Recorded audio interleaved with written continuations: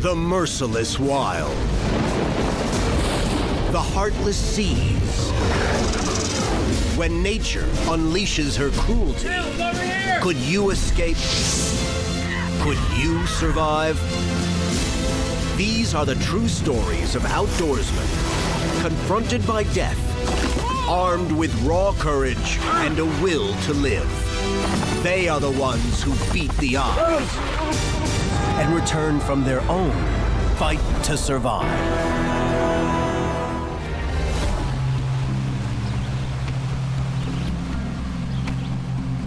For a young hunter, the freedom of the Georgia woods casts a special spell. I actually like being out on my own and being able to experience things on my own. Here he can stretch his legs and hone his skills, building confidence in his woodsmanship. I never really worried about anything attacking me. I never really had much to worry about. But all that changes when he suddenly becomes the prey to a deadly pack of predators.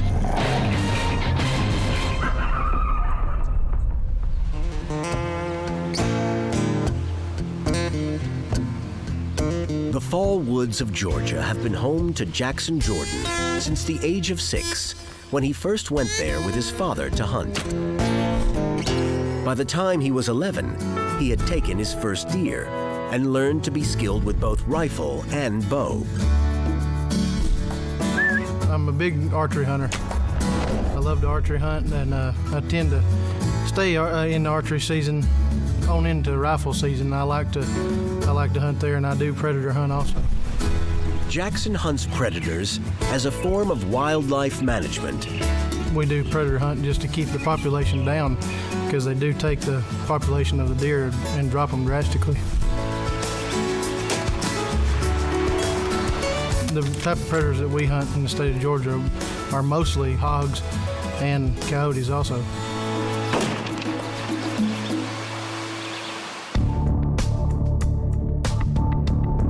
We had seen a lot of coyotes in the area. You know, we'd seen, 10, 11, 12 running together at a time. And you hear them calling in the woods and trying to locate each other and get up and get in a pack with each other. Although coyotes feed mostly on small animals, including lizards and insects, they are more than capable of attacking and killing deer, livestock, and even household pets. Looking missed.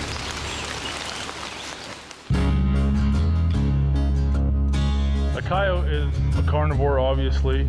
They call it the American jackal. It stretches all the way from Alaska, far north Canada, all the way down into Mexico. You can hunt them as much as you want, but they are one of the smartest critters there is, and you will never get rid of them. And they're shy. They don't want anything to do with humans, most of the time. When hunting large prey, they will usually be in packs and will attack the rear or flanks of the animal, trying to pull it to the ground. When they start after an animal, coyotes can continue pursuing it for hours until they make the kill or abandon the attack.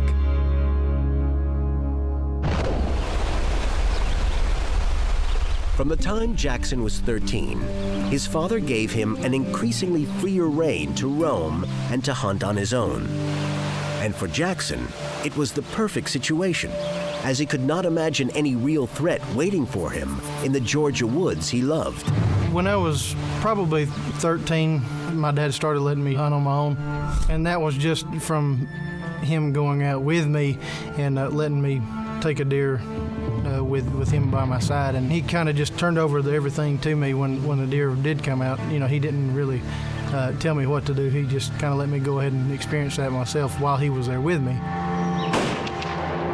Nice, you got it. That's awesome. Let's go check it out. Okay. Once he did that, he knew that I was able to hunt by myself. For Jackson, being able to hunt alone was something he often looked forward to at the end of the school day, and he would be in a rush to get out with his bow or rifle while the light lasted. And for him, it was also a way of proving himself as a young man. Going hunting after school to me was more of a independent type thing. I actually liked being out on my own and being able to experience things on my own. I would say maybe a rite of passage.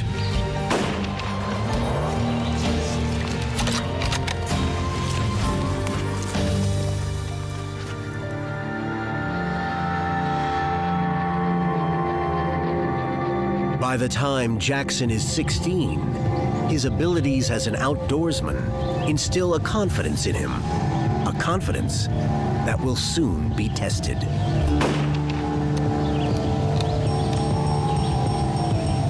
Whenever I started hunting on my own, I never really worried about anything attacking me, especially like not as far as cougars or bears. Anything like that wasn't much of a concern for me. I never really had much to worry about.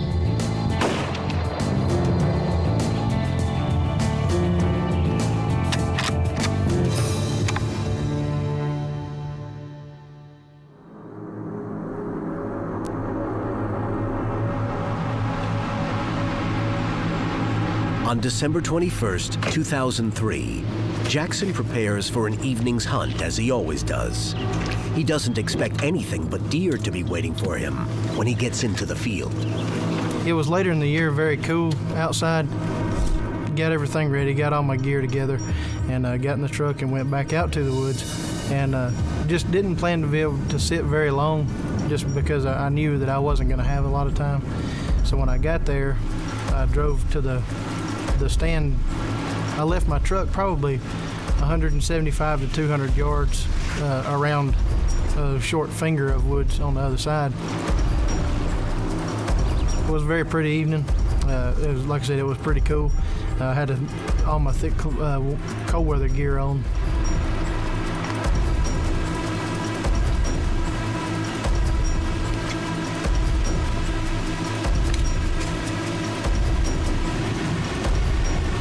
I hadn't sat there very long. I had heard some noises and thought that I heard somebody, getting in my truck or something along the lines of that. So I sat there for a little while longer, and I wanted to go check it out just because I was a little nervous about it. Jackson starts back to his truck. The next 200 yards will suddenly turn into the longest walk of his young life.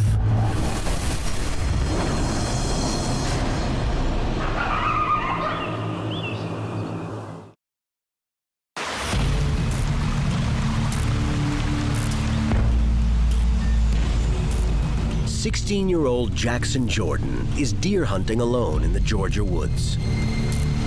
He's an experienced hunter, and he's confident in his skills. This is familiar territory, and he's comfortable with his surroundings. But then he hears noises and thinks someone is breaking into his truck. He leaves his stand to investigate.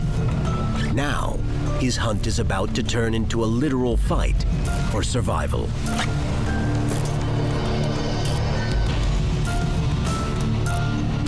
So I walked back towards my truck, and I'd probably not made it 50, 75 yards from where I had been sitting. And I heard something running behind me. In my mind, I'm thinking, I've jumped a deer up. I shouldn't have got up out of the stand and come back over here. It is a coyote, determined to take Jackson to the ground. I turned around and it just caught me off guard, and I actually had that coyote leaping at me. A vicious coyote has sunk its fangs into Jackson's right arm. It bit me and knocked me down onto the ground, and I dropped my rifle. As he struggles with one attacker, he realizes that more are coming up behind it. There was 3 of them all together. They were snapping, trying to bite me.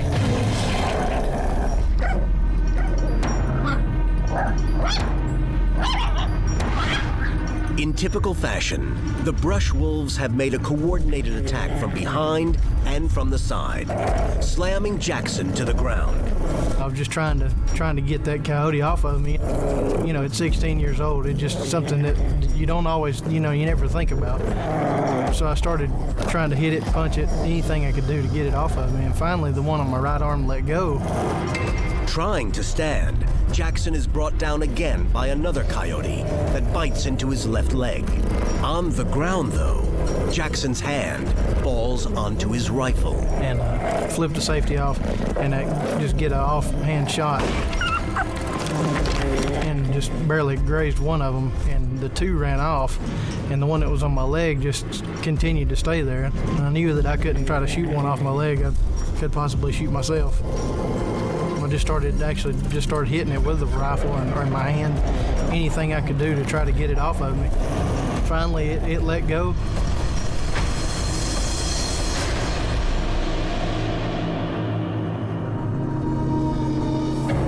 I got back up. I stood there for a second. They were in the woods there. I could hear them running around, and I just stood there and tried to stand my ground and protect myself for a few minutes because I didn't know if they were going to come back or, what they might do. With coyotes who have tasted blood, waiting and watching in the woods, Jackson Jordan has to regain his composure, assess his injuries, and try to reach safety.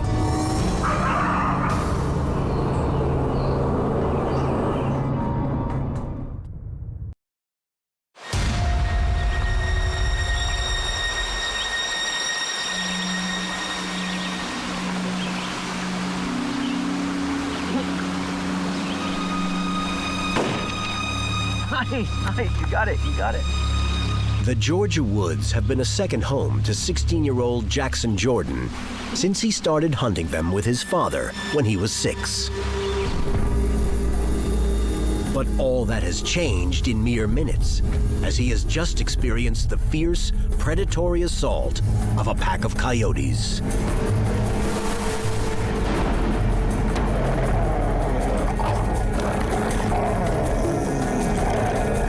He has gotten off a single shot and scared off a pair of the coyotes, and used his rifle butt to club a third off his leg.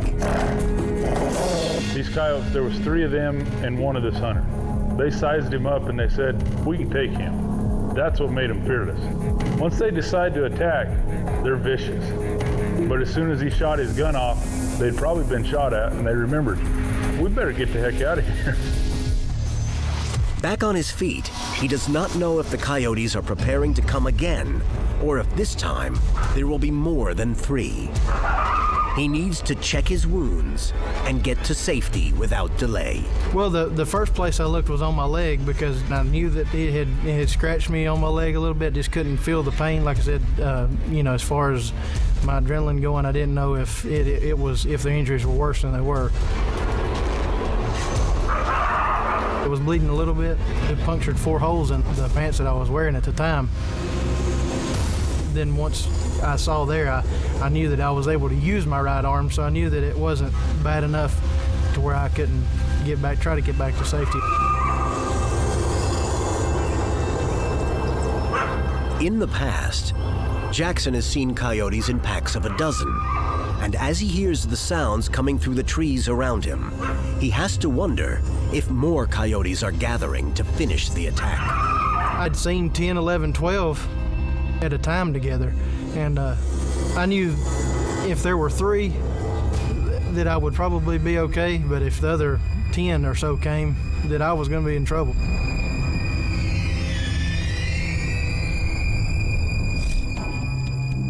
A coyote may stand just 2 feet at the shoulder and weigh only 25 pounds, but the coyote is a 2-million-year-old survivor of the Pleistocene, able to run at over 40 miles per hour. And in packs, it's like a school of piranha. Over the years, 35 coyote attacks have been verified in California alone. Because of their size, coyotes do not kill quickly, but must depend on repeated bites. At least twice, such attacks have proved fatal. One in the early 1980s in Southern California involved a toddler dragged from her yard and into the street, the young child dying later in the hospital from her injuries. Coyotes will usually avoid humans at any cost. They're almost nocturnal in most places because of the hunting pressure, and you rarely ever see them. You can't hunt the coyotes, and so they're losing their fear of humans because there's no threat. In October 2009, a 19-year-old Toronto singer-songwriter, Taylor Mitchell, while hiking in a national park in eastern Canada, was set upon by a pack of coyotes and killed. And in this case, they had interbred with wolves. That poor girl didn't stand a chance. During the attack on Jackson, the initial rush of adrenaline kept the fear at bay. But now, in the aftermath, and knowing the coyotes are nearby, freezing fear begins to course through his veins. At the time, I probably was afraid for my life. I don't think that I had much time to think about it, and it was just more of a survival type mode. But it was very frightening. It was very frightening. Safety, refuge. This is what Jackson must find. He has to make it back to his truck and his cell phone, even if it means turning his back on the coyotes.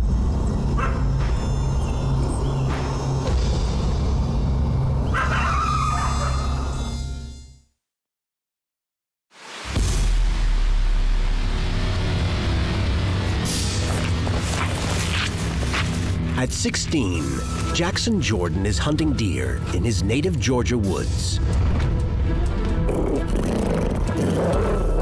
when he is ambushed and mauled by a pack of vicious coyotes.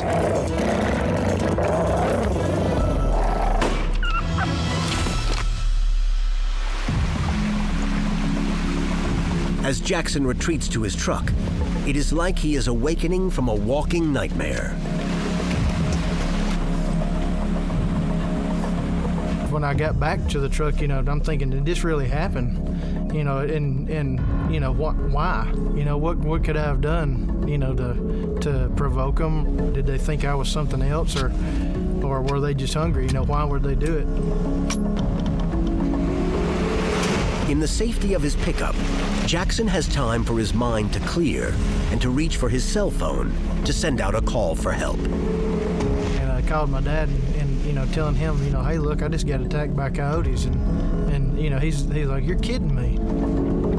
He couldn't believe it himself.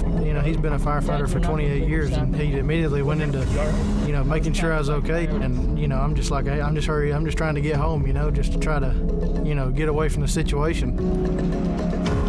As he drives home, he at last has a chance to assess the damage the coyotes have done to him. By the time I got home, I had already pulled my coat sleeve up to see if I had any bleeding or anything, and the insulation of the jacket, it had a lot of material in between. The coyotes didn't actually puncture my skin as deep as it could have. And on my left leg, it made 4 puncture wounds into the pants that I had on at the time. The evidence of the ferocity of the attack can be seen in the state of the pants he's wearing. Pants he has kept to this day as a reminder of a potentially deadly situation. These are the actual pants that I was wearing at the time, and the 4 puncture holes, these are the 2 top teeth, the top canine teeth, and these are the 2 bottom ones here. Jackson may have been lucky to escape the ultimate fate of the coyotes' jaws, but their teeth may have left him with something equally as lethal, as he learns from family friend Bo Nicholson, an EMT. He said that without knowing if the animal actually had rabies, that they normally suggested taking the rabies shots as a precautionary step. The next day, Jackson and his father go to the local hospital, where a doctor delivers the grave diagnosis. He looked at the bite wounds on my right arm and on my left leg. Some time ago, they would split the shots up along the belly. At the time, the steps had actually changed, so they put several shots around the puncture wounds in my right arm. Probably ended up with, 50, 60 different injection sites around the puncture wounds. Once that was finished, they put 2 large shots into each hip. And I knew that they were very painful shots. I'd always, just heard about the rabies shots being very painful. And I couldn't begin to, explain the type of pain that those shots are when they're injected into your skin. It just makes your skin feel like it's on fire, and if not worse, as they're putting those in. The pain of the shots is like the stings of scores of angry wasps, but there is no alternative. The threat of rabies is the threat of violent death with unbearable pain, mania, seizures, hydrophobia, and coma. In medical history, there is only a single case of a person surviving rabies without vaccination. For the next couple of days, it was very, very, very sore. The series of injections spares Jackson from contracting rabies, and he makes a complete recovery from his wounds. And the attack does not keep him from returning to the woods to follow his passion for hunting. After the attacks from the coyotes, I did go back and hunt in that area. Even though Jackson still loves the woods, the sight and sound of coyotes there can cast a chilling shadow over him. When you do hear them, it does make your skin, kind of crawl and your hair stand up a little bit, even now. If anything, Jackson Jordan's ordeal instilled in him an even deeper respect for the wild and its sometimes deadly inhabitants. I'd say the most important lesson I've taken from the incident of being attacked by the coyotes is to not take any wild animal for granted. We're in their environment, and we're taking up their space, and all they're doing is trying to defend it.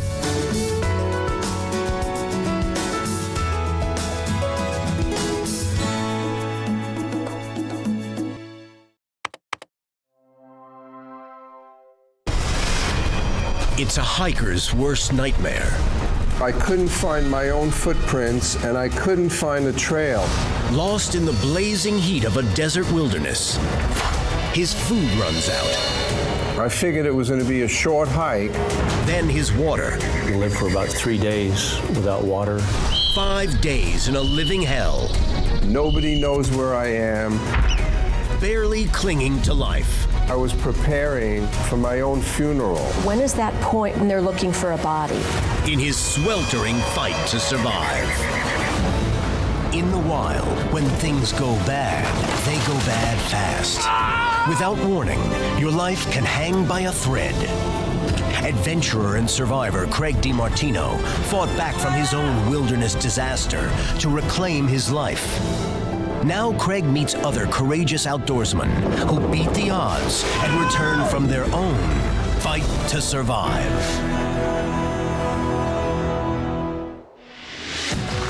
Hi, I'm Craig DeMartino.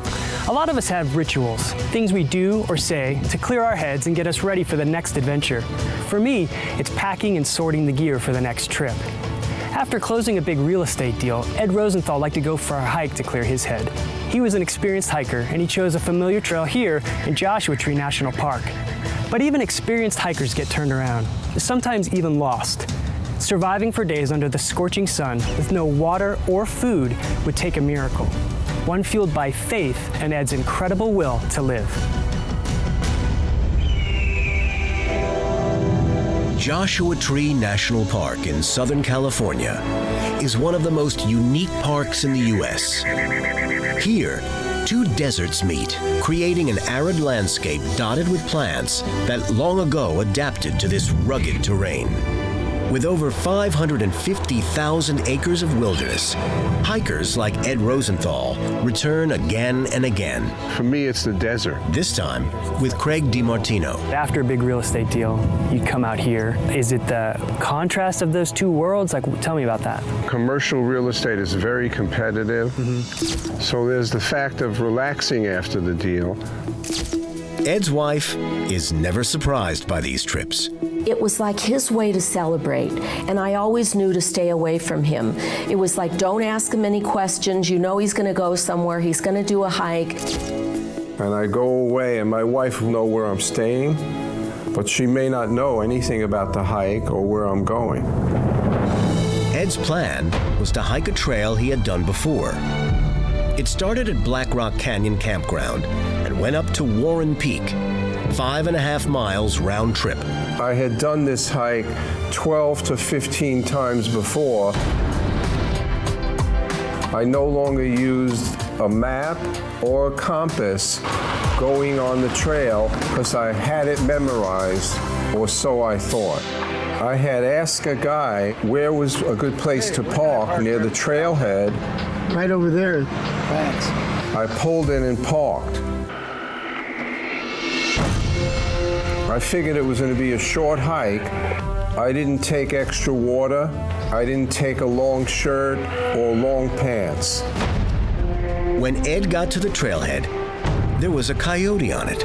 Neither made a move at first. In retrospect, I think that coyote was a warning that I shouldn't go on the trail that day. But Ed didn't heed the warning, nor was he concerned about September desert temperatures that could easily reach 100 degrees during the day and drop at night.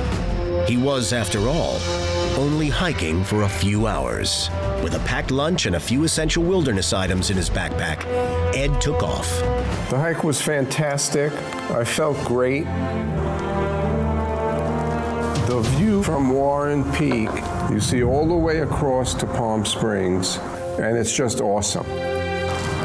After savoring the view and his lunch, Ed started back down the trail around 2 o'clock. I saw I couldn't find my own footprints, and I couldn't find a trail. I kept looking around the hillside for a way down and found nothing.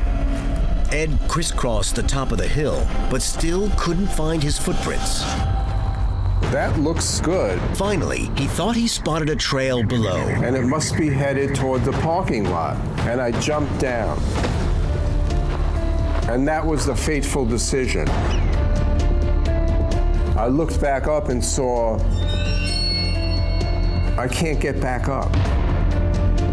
There was only one direction to go. So Ed followed what he thought was a real trail.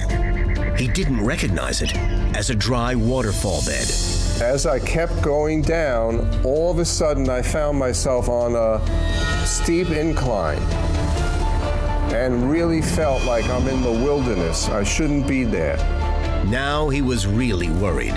He had been hiking for hours in the hot desert heat, and the afternoon was quickly slipping away. And then I saw there was no trail, and I was looking down into a chasm, into a series of landings that had no end. He decided to call for help, but his cell phone had no reception. Again, he had no choice. He had to turn around and go back up the hill. I pounded into the hillside the name of my boss that I was angry at my old firm. Damn it, damn it. And I cursed him as I climbed up the hill. By the end of the day, Ed came to the worst possible conclusion. I'll never forget, I looked out at the vista of the desert. Oh my God, I'm headed into the Sonoran Desert, the hotter desert, and I'm going in the completely wrong direction. I was lost, and I knew no one would know about it. Fight to Survive is brought to you by Shell Rotella, the engine oil that works as hard as you. Ed Rosenthal had gone for a day hike in Joshua Tree National Park. But he lost his way in the dry, hot terrain. And by nightfall, he was out of water. It started to get dark, and I found a comfortable little canyon. I didn't think anyone was looking for me at that point, but still, I took my emergency blanket out and I started signaling with my headlamp. Exhausted from the heat and hiking, Ed gave up signaling and fell asleep. When he woke early the next morning, he tried to eat some dates, but his mouth was so dry, he couldn't chew. I tried to drink my urine in a cup I had with me, and I got it in my mouth. It made me nauseous. I spit it out and said, "Oh, I'd rather be dead." Ed dug deep and found the strength to keep walking. he ended up in a canyon he named Purple Canyon, where he came to a very important realization.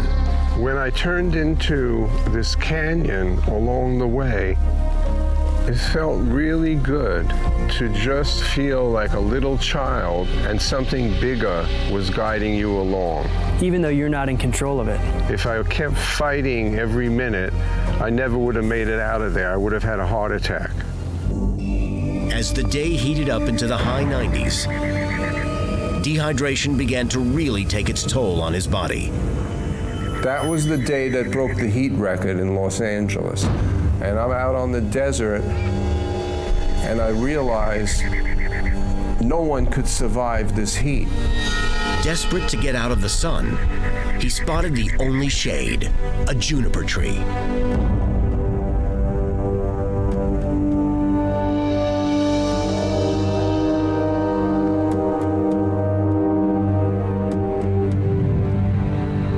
You were having dreams, and you were dreaming that you're in your regular life.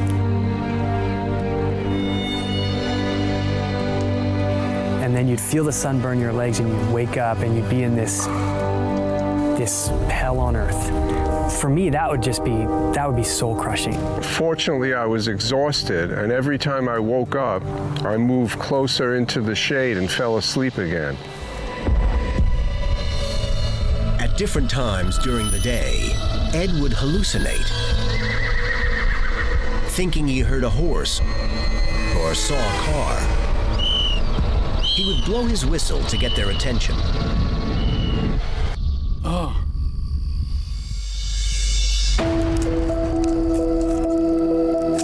He tried to cut into a yucca tree, hoping to get some moisture from it. He didn't succeed. As the day turned into night, this canyon got very cold. I wrapped myself in the emergency blanket, and I tried to sleep on my backpack. It felt like a blue chill was over the whole canyon, and I couldn't sleep at all.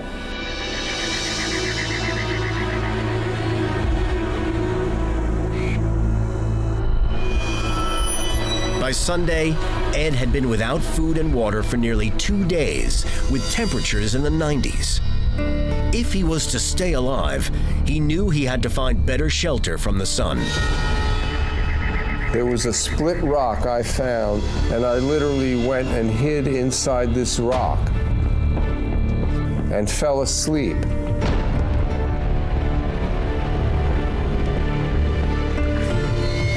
And finally, the sun came and hit me in my face, and I knew I'd broil under that rock.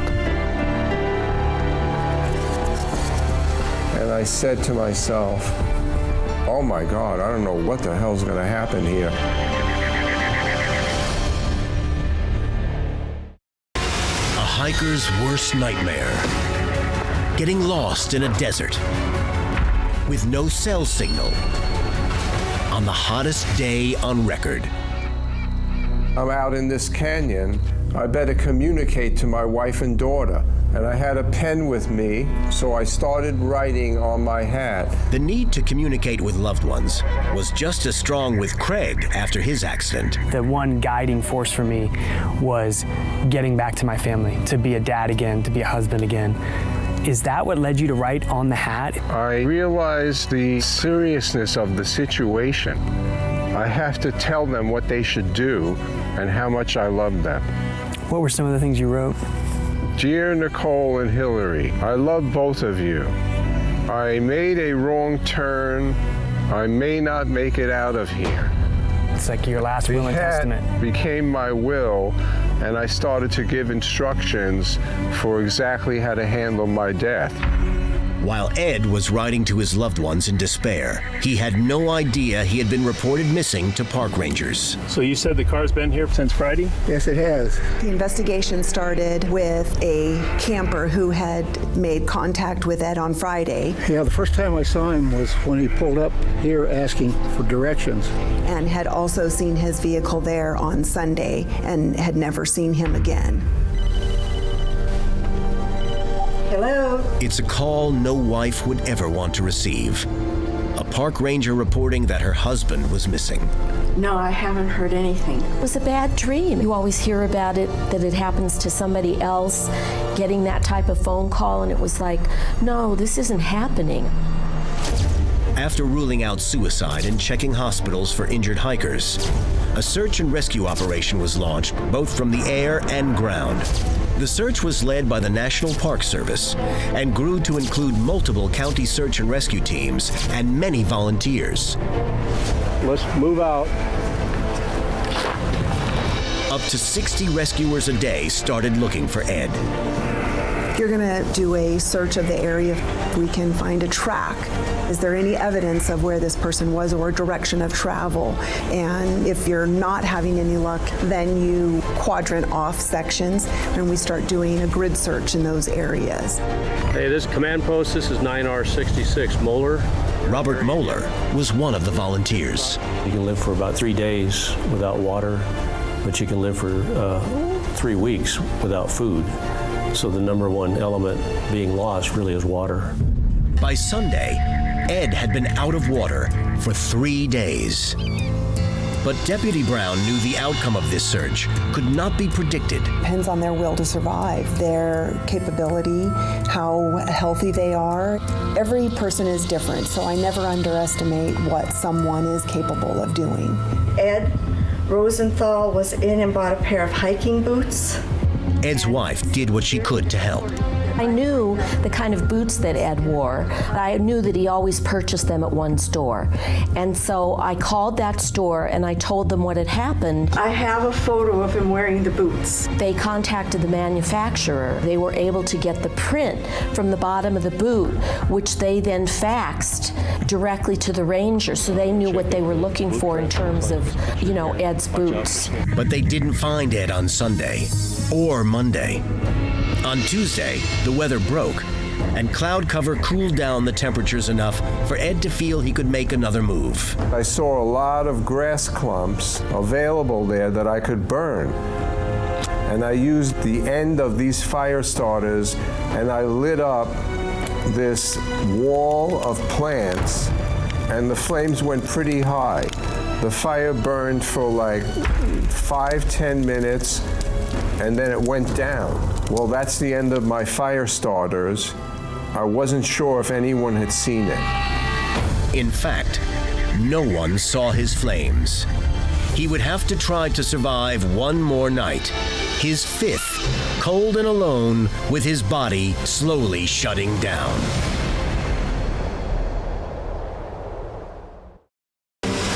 Ed Rosenthal had survived for 4 days without water. Search and rescue teams had been looking for him for 3. Time was definitely running out. I kept thinking to myself, when is that point where they make that decision to stop searching for a person and then they're looking for a body? On Tuesday, Deputy Brown, frustrated with the lack of results so far, decided with her sergeant and a volunteer to start their own search for Ed. Yeah, there he is. This wasn't protocol, but something they felt compelled to do. We went to the location where the vehicle had last been. We picked up track. Kind of going off in that direction. And we began searching. They were dogged. We continued on the panorama loop, ended up finding he had gone off the loop. He's coming right here. And started a downward descent. He came way out here. Wow. We found almost every single track from there. That's him. Because it's not a hike area. They followed Ed's tracks all night, putting their own lives at risk. By then, they were completely exhausted and out of water. We have coordinates on Rosenthal's last footprint. They had to call it quits and called in their GPS coordinates. 40 King is on their way. I'm ready for a helicopter ride. You and me both. I was exhausted and tired. I was told to go home and sleep. The search continued based on their last coordinates in the air and on the ground. Ed, now extremely weak from dehydration and heat stroke, could barely move. His organs were beginning to shut down. I found myself starting to leave all my possessions around me in a circle, almost like I was preparing for my own funeral. And I stayed inside that circle most of the day.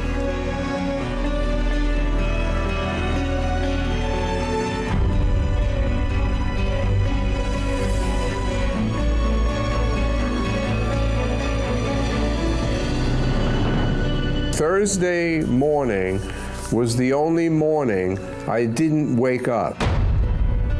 I was gone.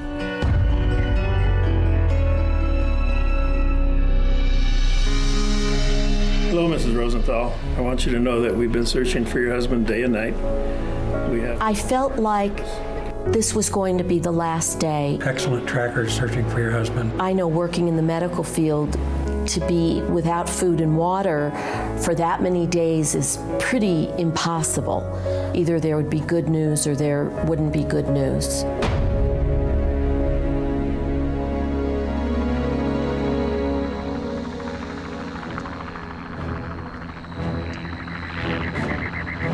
I heard a helicopter,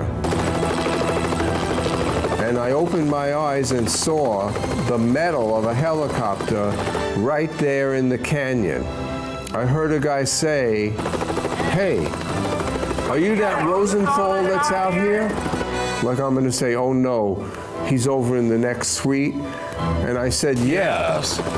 He said, "Can you get up?" And I got up and I flopped over. The head ranger walked in. "We found him." "We found your husband." I said to her, "Wait, is he alive?" "Yes, your husband is one tough guy." Thank you, thank you. It was really, really incredible.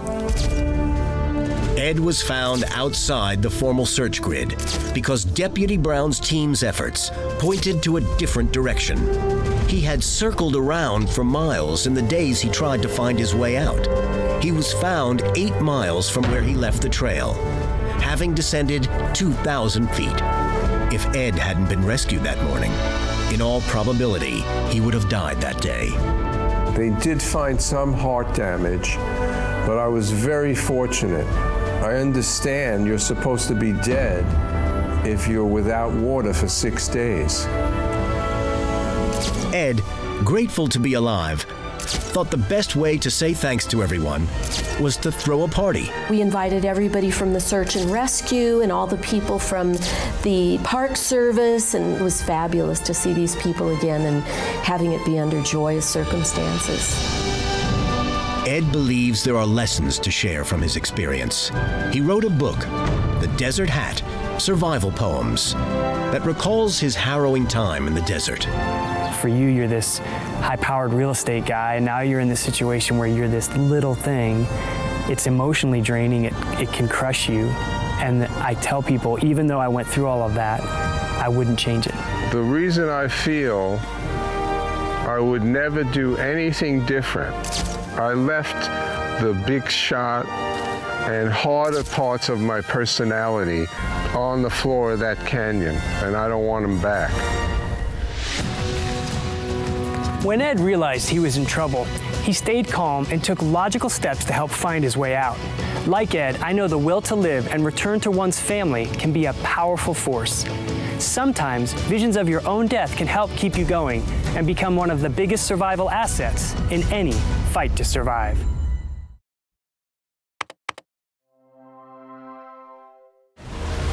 It's a life and death battle against the Alaskan wilderness. I gave myself a 5% chance of survival. Surrounded by predators. There was this massive bear. Facing an outdoorsman's worst-case scenario. We're in the middle of nowhere. Stranded without shelter and with no way to reach help. So I knew I had to hold on for at least a week before they would even miss us. The will to live and an unwavering faith are his only survival weapons. In the wild, when things go bad, they go bad fast. Without warning, your life can hang by a thread. Adventurer and survivor Craig DeMartino fought back from his own wilderness disaster to reclaim his life. Now Craig meets other courageous outdoorsmen who beat the odds and return from their own fight to survive.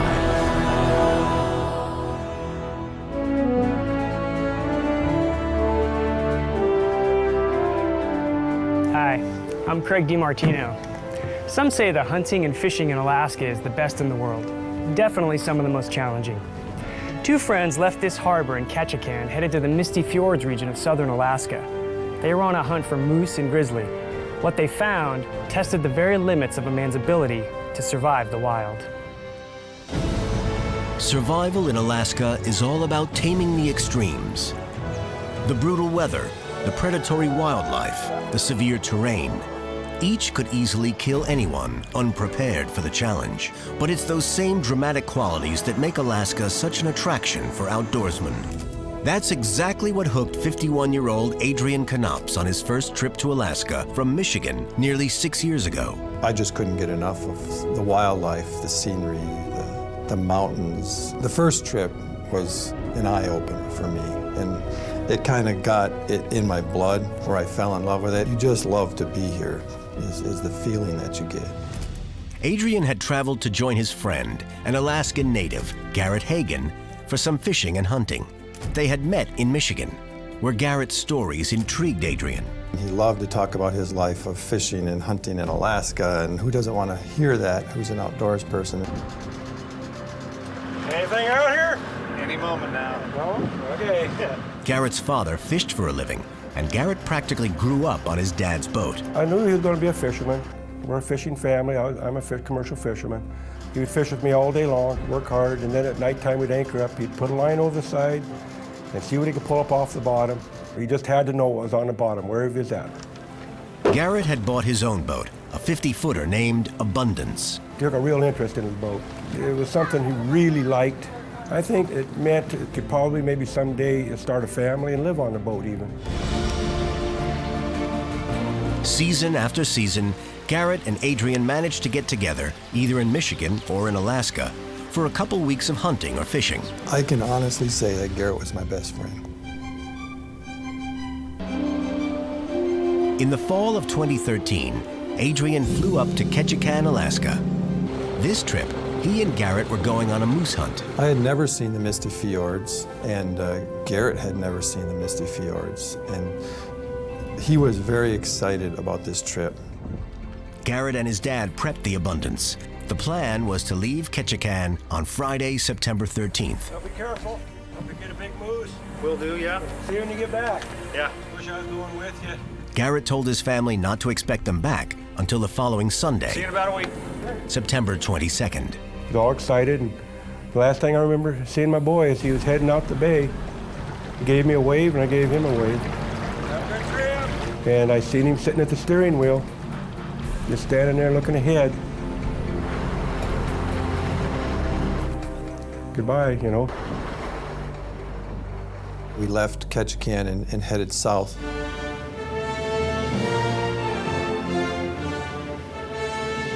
And we were going to spend 2 days, the Friday and Saturday, exploring the fjords as we worked our way up toward the Chickaman River.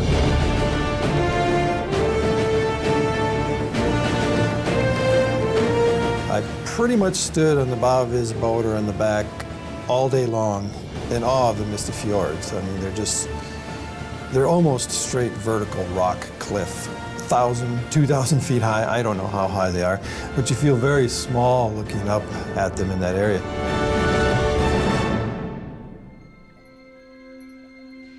The next day, they reached the mouth of the Chickaman River and dropped anchor.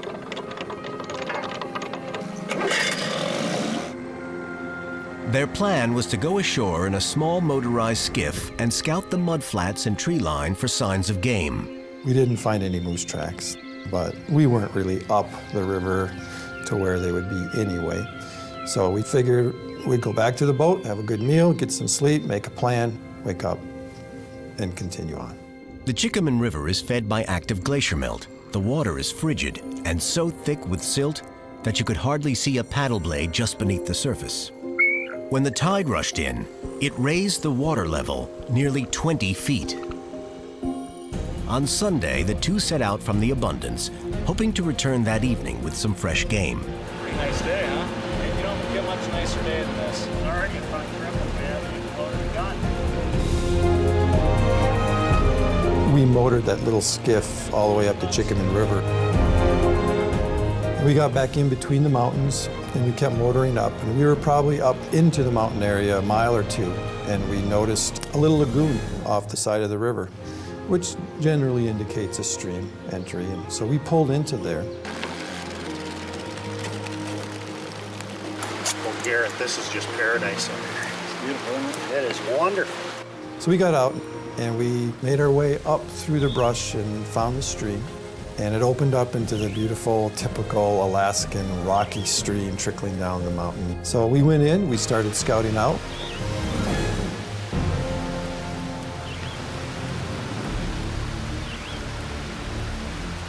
We found bear tracks, we found deer tracks, we found a lot of wolf tracks.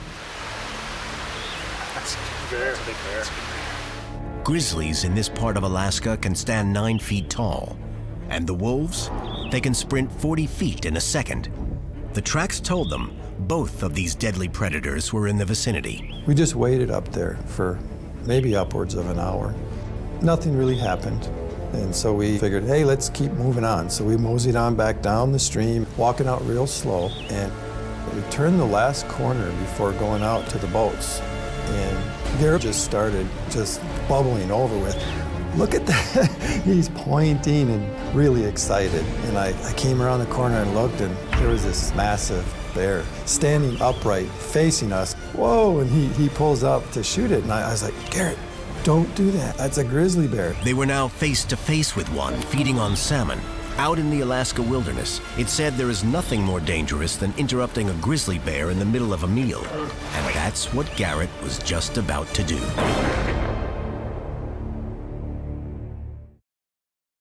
In Alaska's remote rugged valleys of the Misty Fjords, Adrian Knops and his buddy Garrett Hagen had run right into a massive grizzly bear. Before it could charge, Garrett quickly aimed his rifle. So he raised up and he fired 3 shots. The bear went down under the water, completely submerged. The wounded bear tried to stagger up to the bank. Garrett aimed again. Wait, don't shoot! Wait till it gets out of the water. But he shot. He was so excited. Another perfect shot. Nice shot. And that bear just, that was it. It was looking like this was going to be a very successful hunt. They were only 3 days into their 10-day trip, and already they had taken an impressive trophy. I think you're getting close. It took us hours to get that bear skinned and quartered and got all the meat off, because Garrett was the one, you don't waste meat. When you hunt, you eat the meat. And so we had a lot of meat. After taking a break to eat the only meal they had packed, we're almost there. They began the tedious chore of lugging the game bags full of meat down to their small skiff and kayak. This is heavy. We'll definitely make a couple more trips or we have to fill this thing up. You don't have to keep any bear meat in the fall in Alaska, but he was going to keep his meat. Oh, yeah. Good to be young, Garrett. This hide, we're going to have to fill up both this and all of that. We weren't super picky, That's a lot of meat. but we still got 300 pounds of meat off that bear. You got this packed in here pretty well. We finally got the hide down to where the meat was, and we decided to pack all the meat and the hide in the kayak so that it wouldn't be in the little skiff we were in, because that little skiff was rated for 2 guys and really nothing else. The current was surprisingly strong. The small, overloaded kayak was at risk of capsizing. Yeah, Garrett, I don't like this. This is riding too low. The problem is that the water was like that far from over the top of the kayak. I think we need to transfer this into the skiff. Yeah. Yeah. Yeah. So we ended up putting most of the meat in the boat with us, and just the hide stuffed down into the kayak. And that brought the kayak up more, made it much more stable, and we were good going down the river. The only problem with that is now we had 300 pounds more in the little skiff, and it brought the water up to where it was literally a couple inches from coming over the top. There was no way that the little skiff could take both men and 300 pounds of bear meat all the way down the river and then across the wide channel out to their anchored fishing boat. Boats are just riding too low. This is too much bear meat. I said, Garrett, we can't go out in the big water this way. He agreed. What do you say to this for a plan? We came up with the idea, hey, What if I'll get stay out of the here boat. with the guns? Yeah. That'll lessen the weight in the boat, make it ride up higher. That's a great idea. Tie up to the boat, throw the meat on, tie the kayak off. We agreed that he wouldn't try to do anything with the hide, just tie it up and leave it. You come back, right back for me. Turn right around and get you. That sounds good. Yep. Okay. We'll do that. And then we'd be at the boat. That was the plan. Now I wish we had made a different plan. Garrett dropped Adrian off at the edge of the wide mudflat. He held onto Garrett's 2 rifles to further lighten the loaded skiff.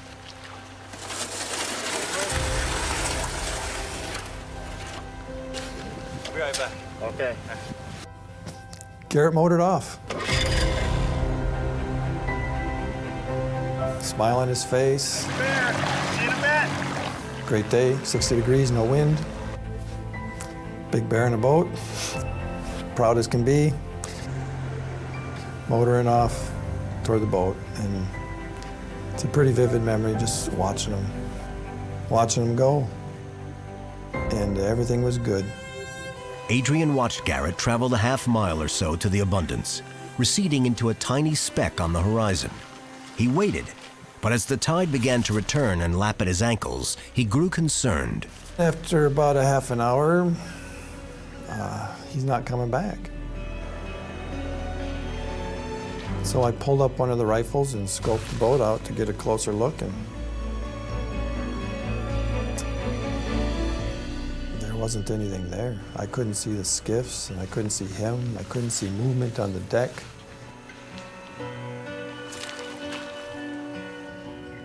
And at that point, I knew that there was something wrong. But that was just one problem. Adrian was now stranded on the mudflat. The tide was coming in, and it was getting dark. He had to head for safer ground.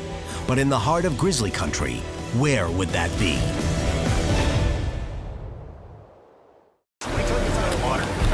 A successful hunting day for 2 best friends had turned into a nightmare.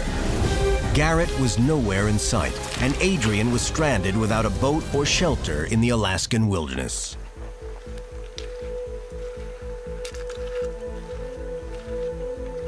I waited. Throughout the next half an hour, I kept scoping out the boat, trying to spot something.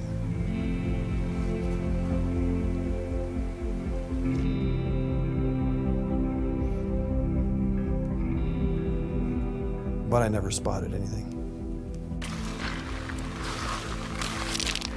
There was no movement. I didn't see any boats. I didn't see him. No lights on deck because it was starting to get dusk at the time. The boat was just there, anchored in the water, dead in the water, so. After about an hour, I knew he had died.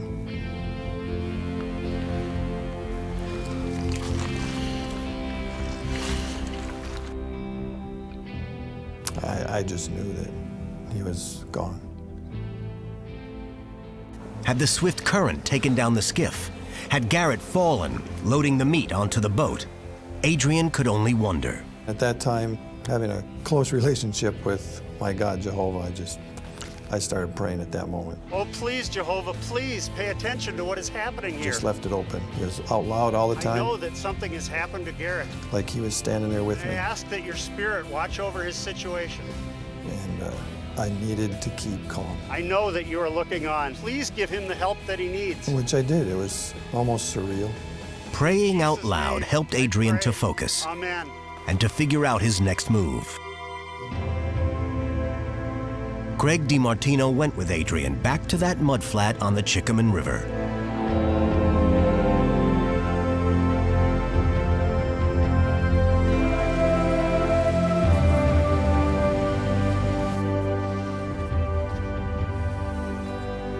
Yeah. Back to the spot where he last saw his friend. The abundance is there. Yeah, it's out there. And that evening, he dropped me off out there in a little skiff before he went out to the abundance. I mean, do you still think about that? I can see it like it's happening right now. Yeah. I can see him taking his little boat and his new little motor and just putting along out there toward the abundance. And I waited for a half hour and then he'd come back in an hour. Then I pretty much knew it was over, but I gave him another hour and it was almost dark. I never got to see it. But then the water was coming in around my feet, and I had to move.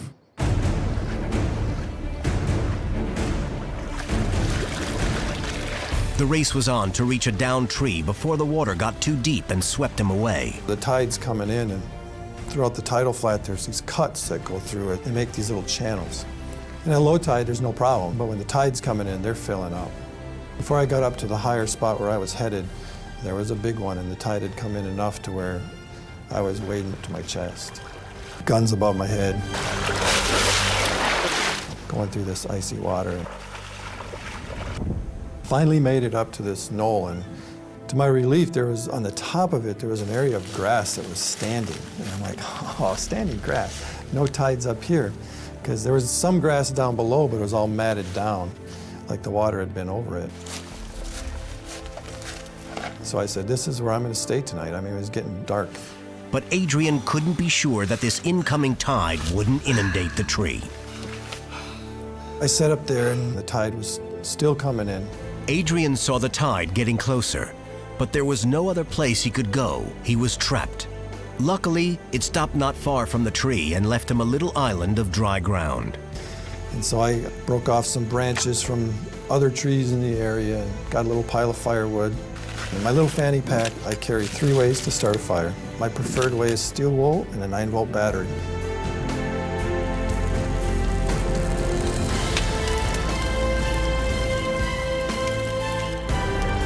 It was probably the typical beautiful, pristine Alaskan clear night. Stars in the sky. But that heavenly spectacle wouldn't last long. Soon those stars disappeared behind heavy storm clouds, and that one fire and that one dry night on the Chickaman would be Adrian's last. Adrian Knops was stranded alone on a mudflat in a remote corner of southeast Alaska without any shelter and little food. Even worse, no one would be looking for Adrian or his hunting partner Garrett for at least a week. They had told their families that they would be out hunting for about 10 days. This was just the 3rd day of their trip. That night, Adrian had a private memorial for his friend, which he shared with Craig. The first night you're here and you made a memorial for Garrett. I was just going through every good thing I liked about Garrett. Allow me to tell all that can hear tonight that Garrett is your friend. He has served you faithfully all his life, and he is my best friend. Showed my appreciation for him the best I could. Made sure to ask God many, many times to remember him. What a wonderful young man he proved to be, and I beg that you remember him in the resurrection that your son Jesus talked about when he was here on earth. I wanted the valley to hear. Maybe that's why the wolves stayed away from here, I don't know.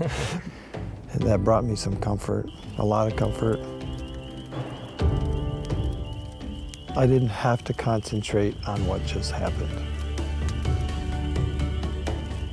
It's not like I forgot it, obviously. Right. It was a focus all the time, but it wasn't dominant. It didn't dominate me. And yeah, I could move on. And after that time, I started devising what I needed to do, you know.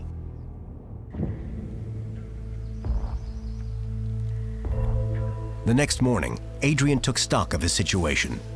And I started making plans, what I had to do.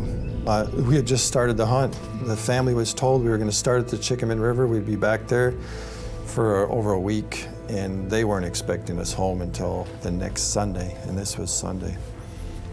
So I knew I had to hold on for at least a week before they would even miss us. I told myself, this is possible. I looked in my little fanny pack, and I had 4 oat bars. That was the only food I had. So I labeled them mentally. I said, there's Monday, Tuesday, Wednesday, Thursday. I said the last 3 days, I can get by 3 days with no food. The tide had receded, and Adrian took a walk to survey the boundaries of his solitary confinement. To one side, he was trapped by the wide, swift Chickaman River. On his other side, and behind him, dense trees, high cliffs, and predators. The tree line was full of wolf and bear tracks. And It's only about 20 yards of trees before it goes straight vertical cliff walls in that valley. So there's not much room for the animals, and if I went and inserted myself into their area, I'd just be fighting animals all night long. Adrian had no choice but to return to the isolated tree on the mudflat. I started going back before the tides came in, and it just started raining a little bit harder. It wasn't a mist anymore, it was a steady rain. That steady rain rapidly grew into a powerful, relentless storm. Temperatures plunged, and brutal weather battered Adrian. Lashed by high winds and driving rain, Adrian prayed for the strength to survive. But with each cycle, the tides rose and threatened to wash away Adrian's only refuge from the deadly cold waters.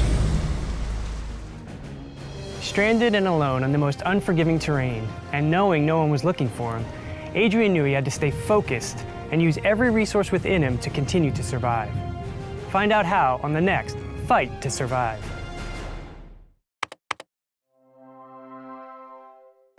Alone in the backcountry, an experienced hiker makes a critical mistake. The glacier was right in front of me, and I thought, if I fall, I'm gonna boot ski down. With one misstep, his life comes crashing down. It didn't feel real. It felt like I was in one of those dreams, truly that you just want to wake up out of. Badly injured, racked with pain, and at the bottom of a crevasse. I'm still alive. He faces the greatest challenge of his life. You guys, if I don't make it out, I love you. His epic fight to survive. In the wild, when things go bad, they go bad fast. Without warning, your life can hang by a thread. Adventurer and survivor Craig DeMartino fought back from his own wilderness disaster to reclaim his life. Now Craig meets other courageous outdoorsmen who beat the odds and return from their own fight to survive. Hi, I'm Craig DeMartino. Here's a question. When does something we love doing, something we live for, suddenly become something we might end up dying for? That's a question Ted Porter never expected to have to answer. That is until one quiet September day when he went out for a hike in Glacier National Park. Glacier National Park in Montana is one of the jewels in the U.S. park system, with 1 million acres and over 700 miles of trails. Ted Porter has been coming here as long as he can remember. It's been kind of in our family for years and years, you know? Just going to Glacier National Park and enjoying the scenery and the camaraderie together, and it's close-knit family time, and it's a beautiful place to spend time, for sure. Continuing the family tradition, the Porters decided to meet up for another Labor Day weekend to hike together for a few days. Well, usually after my parents leave, I spend 2 to 3 days by myself. Spending time alone is something that I really enjoy doing. Especially in the backcountry. You can go at your own pace, you can do what you want to do. You don't have to answer to anybody, you don't have any curfews. It's dangerous, it's exciting, it's fun. Among the star attractions in the park are the glaciers. There are 25 remaining, but sadly, scientists now believe that all may disappear by 2030 because of current climate patterns. My plan was to climb Mount Jackson, which is one of the 6 peaks over 10,000 feet in Glacier Park. And also to see the Jackson Glacier, because there aren't too many glaciers left in Glacier National Park, and the Jackson Glacier is one of the bigger ones, so I wanted to see that before it disappeared. And I knew if I climbed fast or hiked fast that I'd be able to easily do it in a day.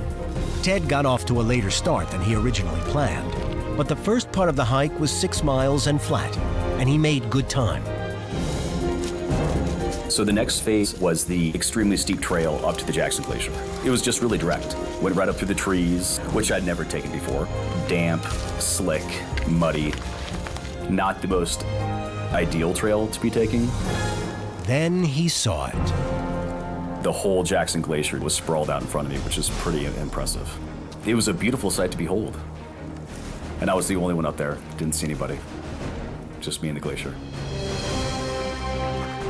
He strapped on his crampons and forged ahead. A recent rain had made the ice even slicker, but he made it across the entire glacier. By now, Ted could feel the chilly air coming off the ice. He had dressed lightly, underestimating how cold it would be on the glacier. I kind of looked at the mountain and figured out what I thought was going to be the easiest way to climb it. There were crevasses to my immediate right, which cut off my route to the right. I saw a rock rib on the far side of the glacier that looked like it led to the very top of Mount Jackson. So that was my destination. Okay, so I just came across the whole glacier. Some amazing ice fall. A huge crevasse right there. Trying to figure out how to get on that rock rib and take it to the top. Oh yeah. But feeling good. It's not very hard, it's pretty easy actually, but it's another day at beautiful glacier. He hopped off the glacier onto the rock rib and removed his crampons. The rock was really becoming slick, and so at this point it was real slow going. And what I found was just a series of ledges. And these ledges I was hoping was going to act like a staircase and lead me up eventually to the top, and I couldn't seem to find a safe route to travel. I'd already slipped, and it was enough of a scare for me that I decided to come down. It just wasn't the right day for the climb. It was too late, the dangers were too high, I was by myself, so I used good judgment and turned back. My plan was to knock off some time rather than traversing it again all the way over to the rock rib, then jumping back on the glacier. The glacier was right in front of me, and I thought, if I fall, I'm gonna boot ski it down. He decided not to take out his ice axe or put his crampons back on so he could slide if he had to. I was at the very top of the glacier, looking out to make sure there were no crevasses. And the angle that I was at, I couldn't see any crevasses. And I do remember seeing the 2 or 3 big crevasses that I'd passed earlier, but I couldn't remember exactly where those were. And that was my mistake, because it was the angle of the glacier was hiding the angle of the crevasse. And I remember thinking, well, if you fall, and I fell. And I started sliding feet first, out of control.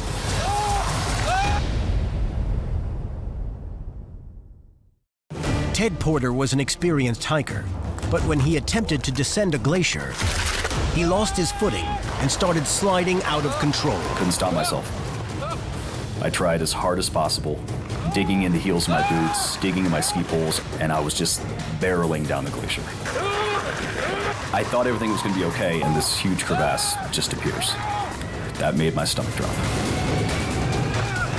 He smashed into the front wall of the crevasse and dropped 40 feet.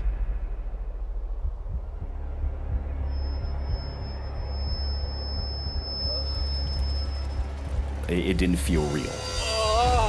It felt like I was in one of those dreams, truly that you just want to wake up out of. And then the pain. And the pain was undeniably terrible. I knew that I was in bad shape. Really bad shape. Ted was paralyzed with pain and quickly realized he was in desperate straits. I've always had a question of, if you're facing a life and death situation, who would you say goodbye to? And I found out. And I found out the hard way. Mom and Dad, I fell in a crevasse.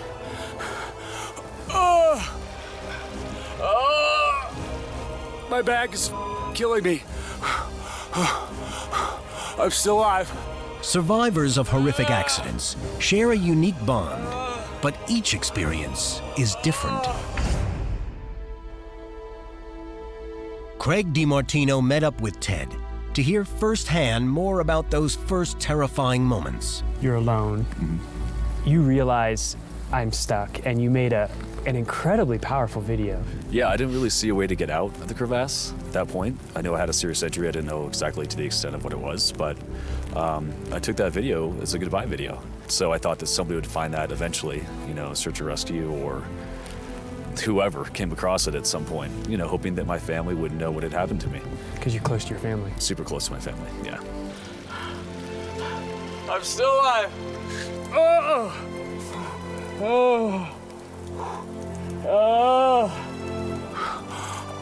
You guys, if I don't make it out, I love you. I'm not kidding, this is no joke. Okay.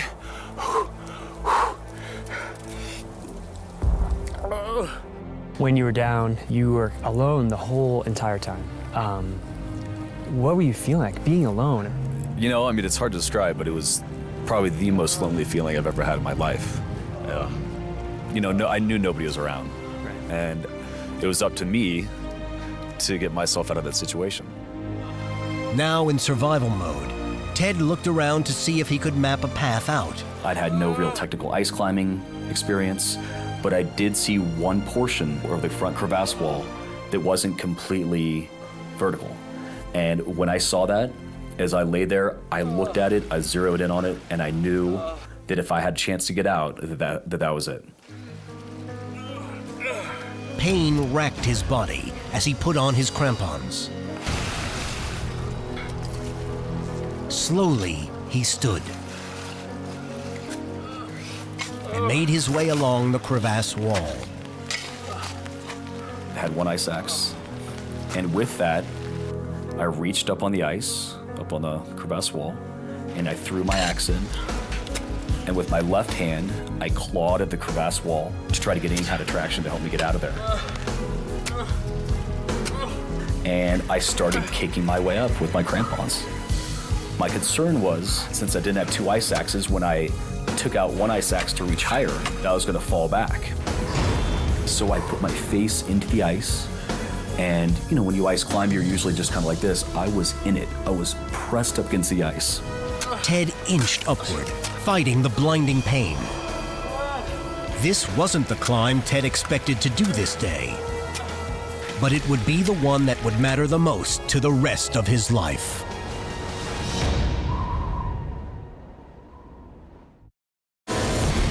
Ted Porter has fallen into a deep crevasse and severely injured his back. Now he's desperately trying to climb up the icy wall.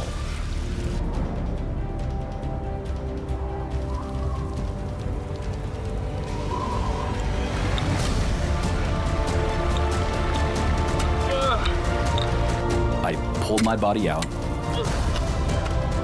and I was in the fetal position because I was in such bad pain, and with my ice axe in the snow to hold me.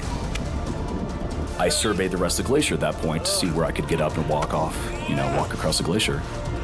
And right below me was another huge gaping hole, even bigger than the one I just fell in. And I remember thinking, if I fall here again, I'm gonna fall right back in that crevasse, and we're gonna start this whole process over again. And that was so scary too. And to not fall in that hole, I crawled on my side about 8 to 12 feet in order that I could get around this next crevasse below me. So if I fell, I'd slide past it and not right into it. I remember thinking, don't fall here. Don't fall here. Ted inched past the next crevasse and struggled to his feet. I was in bad shape. I still didn't know the severity of my injuries, of course. I'm by myself. I'm looking around for anybody. Nobody's there. And so I knew I had to make it down to Gunsight Lake, where I had seen people camping there, and I was hoping that they would still be there if I was able to get down there. He made it off the glacier and headed for the lake. He now faced 3 more miles over rough terrain, grizzly country, and during feeding season. There's always the danger of grizzly bears in Glacier National Park, always. But on the way up on the trail, at the beginning of my climb, I saw 2 fresh grizzly bear scats, and so I knew they were in the area. And on the way down, when I already had my injury, I pulled out my bear spray because I was coming across the part of the trail where I'd seen the grizzly bear scats earlier in the day. So I'm walking with a serious injury, didn't know exactly what it was at that time, down the trail with an ice axe and with grizzly bear spray. And I remember thinking, if I run into a grizzly bear now, it's been that kind of day. A few hours later, the meadow around Gunsight Lake came into view, along with a group of campers. I remember I asked them, I said, could you help me? And they said, what happened? And I said, I fell into a crevasse on the Jackson Glacier. Crevasse? What? Yeah. And I've walked down here to try to get help. I need some food, some water. Okay. What do you plan to do? I said, I plan on hiking back another 6.2 miles to the road to try to get help. I don't think that's a good idea. Look, why don't you come sit by the tree and we can talk about it? Okay. What were you feeling when you saw them? I knew that I wasn't in the clear yet, but it was a huge relief just to have somebody to talk to and to tell somebody what happened, and hopefully they could help me. And just seeing another human was pretty awesome at that point. Right. You know, somebody around to help you out. Right. Eric, Justin. As luck would have it, Ted had walked into a campsite that had not one, but two people trained in emergency first aid, Justin Ricks and Eric Harness. Let's get this backpack up. He had probably the best first aid care he could have in the wilderness with two, non-professional experts out there. Easy. Myself trained for years and years in first aid. And Justin's been training for years and years in first aid and search and rescue. You guys said he fell? I just couldn't imagine him being in a better position, being the circumstances as they may. What's your name? Ted. Ted, do you know what date it is? Yeah, September 2nd. Eric and Justin knew the first thing they had to do was evaluate Ted's condition, and to do that, they had to get his story. It just was a little amazing. Is this guy for real? Did this guy just walk off of that mountain and come down here? And is he for real? He just fell in a crevasse. It was just like, okay, seriously? Ted, where's the pain coming from? My lower back. All right, Justin, what we gotta do, we gotta straighten his legs. Just hang tight, Ted. Okay. Ted's completely coherent. And it was bizarre because that was the first thing I thought. This guy he fell 40 feet. He's gotta have a concussion. Ted, on a scale of 1 to 10, how bad is the pain? I got 4. Me and Justin kind of looked at each other and we're like, okay, is this a 4 now? But is this gonna be an 8 in 2 hours? Is it gonna be, a 6? Is it gonna stay a 4? We don't know. We really didn't know because of the adrenaline too. All right. And that was sort of your worst fear as a first responder, especially in the wilderness. There's really nothing you can do. Everyone seemed to contribute items to make Ted more comfortable. We're gonna find a way to get you out of here, okay? Okay. While they decided what to do about getting him out of there. They knew no one could hike out for help that night. There was a high threat of grizzly bears in the area, and it just wasn't safe. There was one other option, activating a spot satellite receiver Eric's brother had brought along. This device could send a message to a search and rescue coordination center. It might bring in rescuers that night, or they too would decide it was too dark and dangerous. Activating it could also incur a high financial cost for the rescue. Hey, Ted. So, when we offered it to him and he explained the consequences of what was going to happen, he said, you know what? I'm comfortable with your decisions. I think you guys are doing a great job, and I don't think I need it. I think I can wait. Yeah, let's see if we can get you a little bit more comfortable then. Okay. Yeah. Throughout the night, I didn't sleep a wink. I knew my situation. I just couldn't get any sleep at all. I tried. The pain was so bad. Just as the sun was barely beginning to rise, 3 of the campers started the 6-mile hike to the road. At about 6 or 6:30, when the 3 people hiked out to go get me help, this lady, Janet, she came over to sit with me. And she sat with me for hours on end. And she held my hand. I know it's been a rough go, but I want you to know we've got people out there getting you some help, okay? Okay.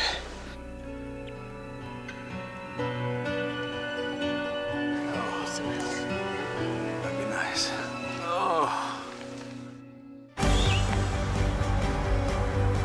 We should be back soon with help. I think it was about 10 o'clock. I heard the helicopter rotors come in.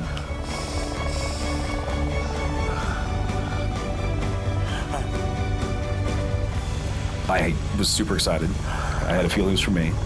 And it circled, then it circled again, got lower, and it circled again. And Janet looks at me and she goes, That's for you.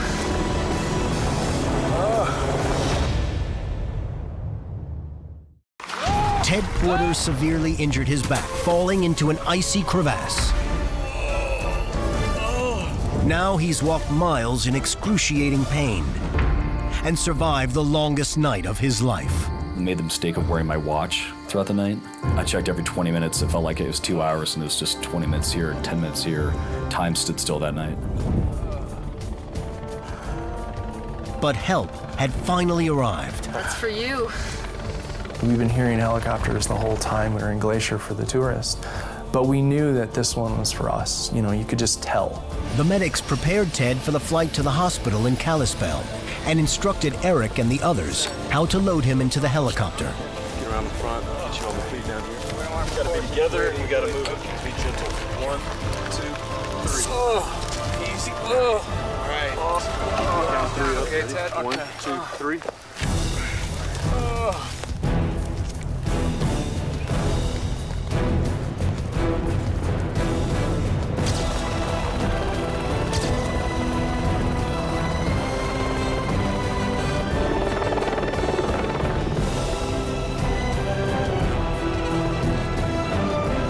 So after the helicopter left, one of the odd things was, you know, as we're sort of like breathing this sigh of relief, it swings out above the glacier and over the mountain. It was like, okay, that's kind of symbolic. At the hospital, Ted was told he had 2 injured vertebrae, one fractured and the other smashed. A bone fragment was pushing into his spinal cord, and if they didn't operate immediately, he could be paralyzed. After Craig DeMartino's fall, he was pretty much told the same thing. How did Ted take the news?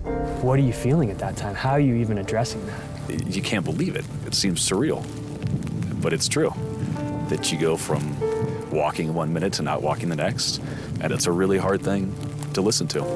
Were you telling your family at that time? Were you talking to them on the phone saying, oh my gosh, this is what's happening? Yeah, I told my family that if I didn't get the emergency surgery, that partial or full paralysis was a huge possibility, and they were just as scared for me as I was. Right. So it was also surreal.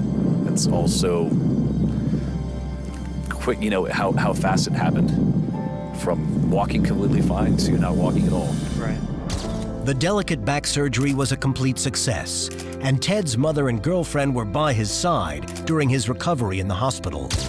After the hospital, Ted moved back to his parents' home for 3 months of rehabilitation. Today, he continues to work on regaining full mobility without pain. From the very beginning, Ted faced this accident with a drive. One of the things he said in the very beginning was, I need to get back to my family. I have more life to live. And I think that's what really made him propel himself out of the crevasse and down the hill. I think that's really, really what did it. Well, the doctors say I'm one of the luckiest guys they've ever met. They say that based on what happened to me, that I'm lucky to be alive. And not only lucky to be alive, but lucky to be walking. The alternative for me was, if I didn't get out of there, I was gonna die. So for some reason, luck, drive, you know, whatever you want to call it, something got me out of that crevasse. I didn't want to die. Staying calm and focused enabled Ted to keep going when most people would have given up. I know from my own survival experience, being able to break things down into single tasks kept my mind from panicking. Ted was able to solve one problem at a time and keep his pain from overcoming him. He wasn't ready to die that day. His was a fight to survive. An afternoon of fly fishing is stopped cold by a freak accident. It just slapped me into the water. His foot pinned by a 2-ton boulder. I tried, but there was no way out. The angler is hopelessly stuck. In waters so cold, he could freeze to death in a few hours. I was truly scared. I just kept yelling. His only hope is his will to live, faith in a higher authority, and his fight to survive. In the wild, when things go bad, they go bad fast. Without warning, your life can hang by a thread. Adventurer and survivor Craig DeMartino fought back from his own wilderness disaster to reclaim his life. Now Craig meets other courageous outdoorsmen who beat the odds and return from their own fight to survive. Hi, I'm Craig DeMartino. I love being outside. Rock climbing is my passion. Even though that passion resulted in the loss of one of my legs a few years ago, there's still no sport I find as challenging and fun that I'd rather be doing. Fly fishing is Dean Ryrie's passion, but casting out a line one summer afternoon nearly cost him his life. This is no fishtail, but a chilling story of one man's faith and perhaps even a miracle. Since Dean Ryrie was a kid, he's loved the outdoors. From the rush of skiing to the tranquility of fly fishing. My father taught me how to use a fly rod when I was a teenager, and I just developed a real passion for it. If the trout are running, Dean's got a line out there. Fishing's my second religion. Growing up, there's two things you can do on Sunday. One of them was go to church, and the other one was fly fish. Did I promise to give him more hours? Dean lives with his wife and kids just outside Salt Lake City, Utah. Not far away is Little Cottonwood Canyon, home to some of the best outdoor recreation in the country. July 28, 2008 was a typical summer day. As he had done many times before, Dean made the spur-of-the-moment decision to spend the afternoon fishing. I have a good spot near Tanner Flats on Little Cottonwood Creek. And the fishing really seems to get good in the evening, and I'd get there just in time to catch what I wanted to and home before dark, which was good. And have a little fish fry with my daughter. Dean drove 30 minutes up the canyon and parked near Tanner's Flat campground. Dean knew there was no reception in the canyon, so he left his cell phone in the truck. He would usually call and let me know I'm gonna head out fishing and would usually tell me where he's going. It just happened to be on this particular day he had not. Dean hiked through rugged brush to reach the area he wanted to fish. He had hooked some nice-sized rainbow trout there before. There was fresh snow runoff coming from both sides of the canyon, so there was a lot of rushing water coming through. The creek temperature's quite low. When he arrived at the creek, he noted the current. Even in summer, the river's water temperature can be an icy 45 degrees. The creek is also a watershed, so waders are mandatory. He put his on, but didn't head into the middle of the river. Instead, Dean set up his gear on a large rock near shore. I saw a promising spot across the creek and cast it into it and immediately had a hit.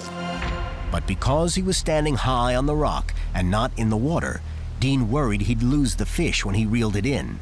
So he decided to move in closer. I moved off of that big rock onto a smaller one that was just barely submerged. It twisted to the side and slapped me right into the water, hard. A split second later, Dean was completely submerged. I was crawling on the creek bed, thinking that this rock's gonna roll over, I'm gonna drown. And I was thinking, this is the end. Your life flashes before you, all the things they say. I didn't want to go out like that. Dean clawed at the bottom of the creek. Wasn't sure I was gonna make it, but I twisted just right and popped up. Happy to be alive. His happiness quickly faded. The rock that shifted was actually a 2-ton boulder, and it had an ironclad grasp on Dean's right foot. I was completely stuck. That's when I realized how big the rock was. It wasn't moving.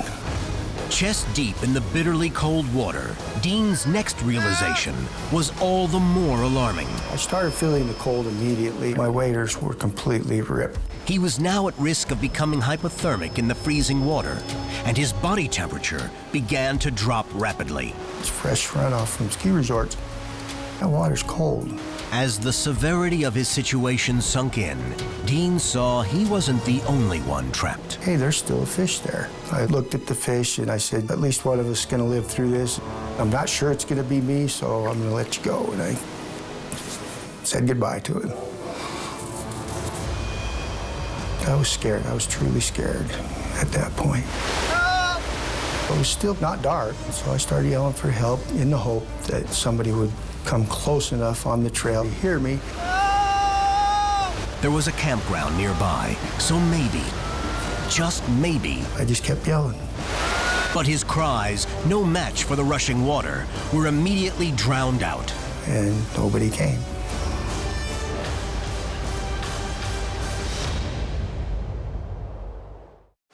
It was an innocent hop from one rock to the next, but Dean Ryrie slipped. Now his right foot was trapped by a 2-ton boulder, holding him down in icy creek water. All he could do was scream for help, hoping someone would find him before he froze to death. When I got to thinking about how dire my situation was, I just told my Heavenly Father that, hey, don't let me go out this way. Dean desperately attempted to stave off the cold. I took my vest off, laid it on the rock, hoping it would dry enough to keep me warm enough to survive till somebody found me. When it started getting dark, I knew it was time to hunker in for the night, but I continued to yell. I continued to pray that the Lord would preserve me to see my family again, tell my wife that I love her, and hold my kids in my arms. Back at his home, his wife was beginning to wonder where he was. I started to worry, but then I thought, no, he'll be okay. He knows what he's doing. And a lot of times he'll fish until late because that tends to be when the fish are a little bit more active. And it wasn't until after midnight that I really started to get worried. I had tried calling Dean on his cell phone several times, and I was not getting any answer at all. While Tracy tried to reach her husband, Dean continued to cry out for help. Help! I kept yelling. Help! I kept yelling, kept yelling. Help me! Still nothing happened. I mean, you can't believe the power this water has. Craig DeMartino lived through his own terrifying trauma. He wanted to hear how Dean dealt with the feeling of helplessness, cold, and the hours alone. It gets dark, right? You've settled in. Now what? What are you thinking about? In that water, a lot of people say, boy, that must have been the longest night of your life. It had to be. And you know what? It wasn't. It was the shortest night of my life. It really was. I started fearing, and that's when I turned to my faith and started to pray. I felt the presence of my ancestors who had passed on there beside me, strengthening me. And I wasn't alone. Oh, yeah. There's nothing like that feeling, and I felt that. I felt my mother's arms around me. And I felt the presence of my grandfather. Thought a lot about past experiences with him, and I know they placed those memories in my mind at that time to comfort me. That feeling was with me so strong. All I knew was that the Lord answered my prayer. He sent angels to lift me up, and those angels were my family. I just knew I was going to make it. I didn't realize how bad the situation was still, and I'm glad I didn't, because it got me through the night. Dean's spirits were lifted by memories of his family. But back at his house, Dean's wife was now extremely anxious. Tracy could no longer simply stare at the clock and hope that Dean would walk through the door. She and her son decided to go look for him. Okay, you look on that side and I'll look on this side. Okay. Which meant driving to all of Dean's favorite fishing spots. He'd been fishing at several different canyons, so when it came time to look for him, it was a bit of a challenge. A couple of the spots up here are coming up with I know. We headed all the way up one of the canyons and all the way back down and did not find his vehicle. Where else could he have gone? Waiting, wondering where he was at, it just seemed like a night that took forever. It had been nearly 8 hours since Dean's ordeal began. His body temperature had dropped to a point where others would be dead already. How much longer could he possibly hold on? Fisherman Dean Ryrie was just trying to jump from one rock to another when he ended up trapped by a boulder in an icy creek. 14 hours later, he was barely clinging to life. It had just finished a little rain that had fallen, and I started feeling really cold again. And I didn't really feel the presence of my family nearly as much. Gathering what strength he had left, Dean called out for help again. As the sun came up, Tracy continued her search, this time driving up to Tanner's Flat campground. That's where I found our truck sitting there. And then I knew something was wrong.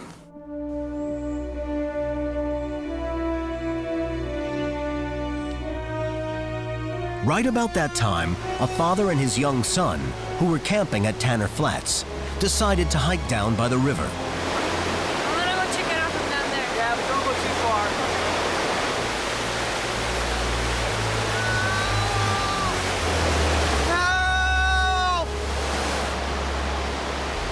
As I continued to yell, help, somebody please help me, this little angel appeared on the side of the creek. Are you okay? And that's all I can describe him as, and I was so happy to see him. Okay, I'll be right back. So he ran off. I thought, oh boy, hope he gets back quick. And he came back with his dad, and I had my arms tucked in like I had been. His dad looked at me and he says, oh, you got a broken arm? I said, no, but my foot's stuck between these two boulders, and I've been here all night. And this guy's face just went white. The father immediately took off to find a phone and called 911. 911, what is the address of your emergency? At Tanner's Flat, and the male has his foot stuck between two rocks.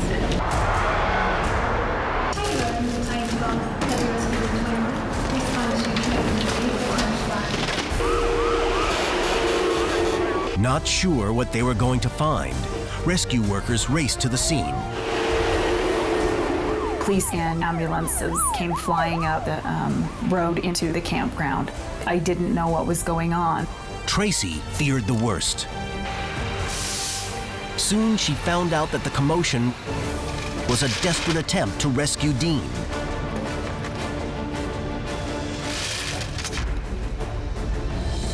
One of the first responders was Jake Harmer, a 10-year veteran paramedic with the Unified Fire Authority of Greater Salt Lake. The only details we had is that we had someone stuck in the river, and we knew that it could be quite a perilous situation. During the time of year that it was, the river is extremely high. The only way to get in to see him was to be in the water with him. As I went into the water, my first thought was, wow, this water is really cold. My name's Jake, I'm a paramedic. What's going on today? My foot's stuck. I've been here all night. Been here all night? The first person that I saw face to face was Jake Harmer. Okay, let's see if I can help you out. Okay, I don't think you're gonna move. Jake has a real special spirit about him. It's stuck in there pretty good. Is that your foot? Yeah. And we're going to need a lot of help to set up all the technical aspects of a swiftwater rescue. Okay. I'm gonna stay with you this whole time, okay? We got more people coming to help us out. They had hot blankets and compresses and vests on me, and my spirit soared. I thought, well, it's only a matter of time. Okay, I need a full set of vitals with the temperature. Okay. Okay, I'm gonna take the temperature. Just keep your hand up, all right? When we took Dean's body temperature, we took it tympanically in his ear. It read 63. It's really cold. We need a warm fluid. I thought for sure that our equipment was incorrect. Everybody's told me. Nobody's ever conscious of that. That's the temperature of a corpse, man. He brings an IV, and I said, you're gonna put an IV in me? Can't we just get me out first? Well, we might not get you out for a while. It doesn't look easy.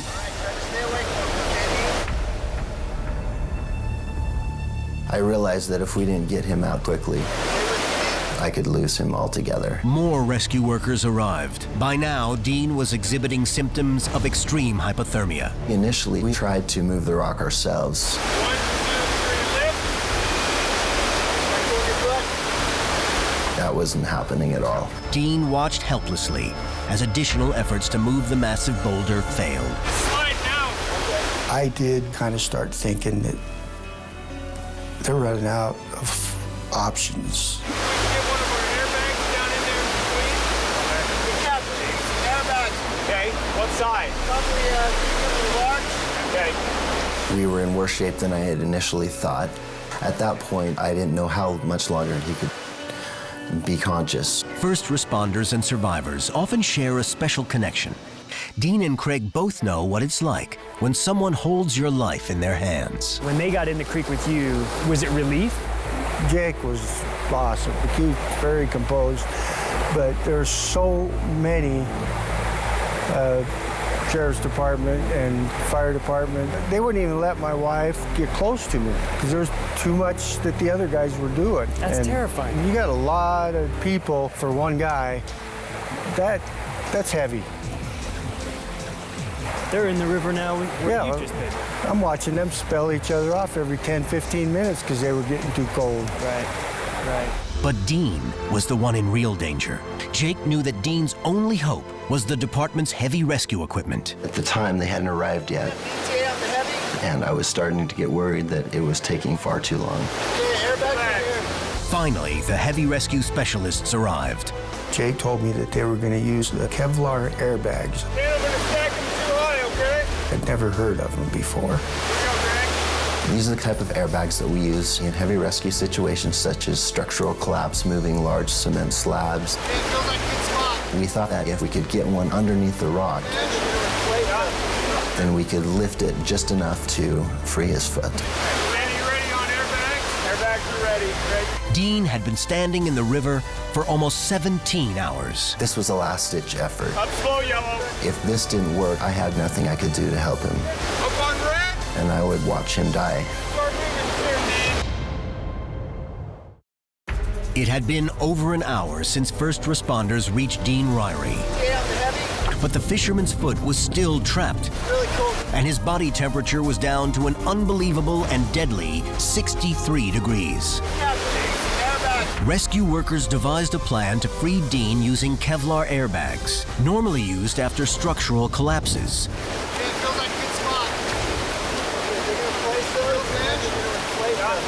We thought, this is our last chance. I could see some urgency in some of the faces.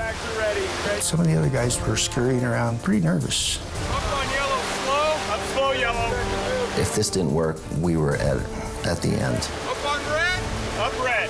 I really didn't want to see Dean perish right there with me. Up on red. So we started inflating, and as we pulled on him, pop, I'm out. I didn't feel any water rushing past me anymore. What a feeling, but it didn't last long because my foot started hurting really bad. As blood rushed back into Dean's foot, he experienced blinding pain. Just because he was out of the river did not mean he was out of the woods. Whenever you have a crush injury like this, 1, 2, 3, up. you have so much damage it could send his heart into arrhythmias, and we could still lose him. We had an army of people there ready to take him out to his ride to the hospital. A waiting helicopter rushed Dean to Intermountain Medical Center. At that point, I realized how exactly cold I was. I had only been in the water for perhaps 45 minutes, and it was almost unthinkable for me to imagine surviving being in that water for 16 hours. Dean woke up in the ICU. After being treated for advanced hypothermia, he was finally reunited with his family. When we were able to finally see Dean in the hospital, he was just upset with himself. I'm sorry this happened. I'm sorry. They had been looking for me all night. I didn't know that until that point, because I didn't tell anybody where I was going, which is stupid. Though they were able to save Dean's life, doctors were not sure they could save his injured foot. Because his foot was so swollen, they take the scalpel and they make little marks all over it, just allow it to be able to swell, and it wasn't a good sight. Everybody kept giving me prosthetics are so good these days, trying to really pump me up, and then of course my reaction was, get me into a ski boot.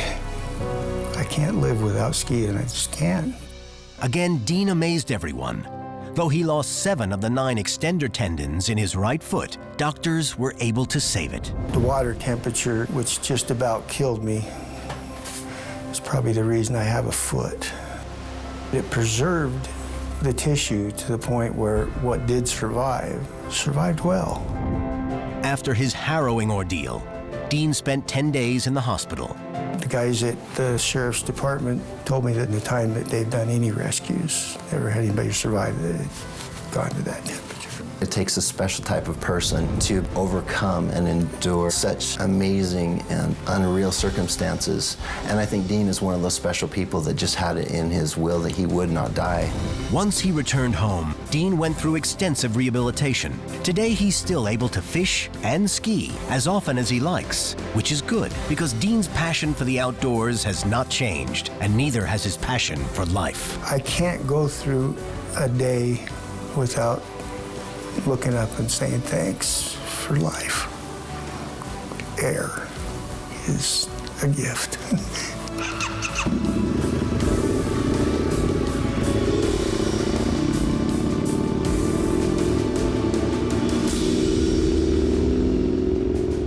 Dean's peace of mind saved his life. His body went into shock and hypothermia, but he never let panic set in. Dean never lost faith, and even felt the presence of his family there with him in the river. Sometimes faith, determination, and the human mind can overcome things the body can't. I know this from my own survival experience, and now so does Dean, having walked through his own fight to survive.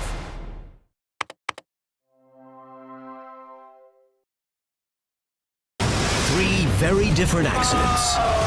It felt like a bomb had just gone off. Each with deadly consequences. Desperate to go on living. So I knew I had to hold on for at least a week before they would even miss us. The victims share a desire to return to loved ones. I was surviving for my wife and granddaughter and kids. They draw on arsenals of knowledge and withstand excruciating pain. But never give up. Why do some perish while others make it home? This is a special episode about what it takes to be a survivor. In the wild, when things go bad, they go bad fast.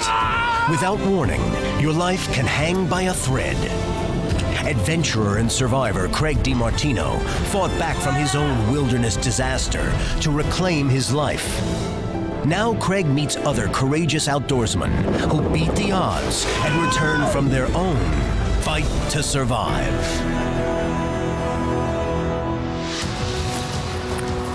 Hi, I'm Craig DeMartino. You never think it can happen to you, but it can and does. As an experienced rock climber, I knew the risks, but I never thought that I would suffer a catastrophic fall that should have ended my life.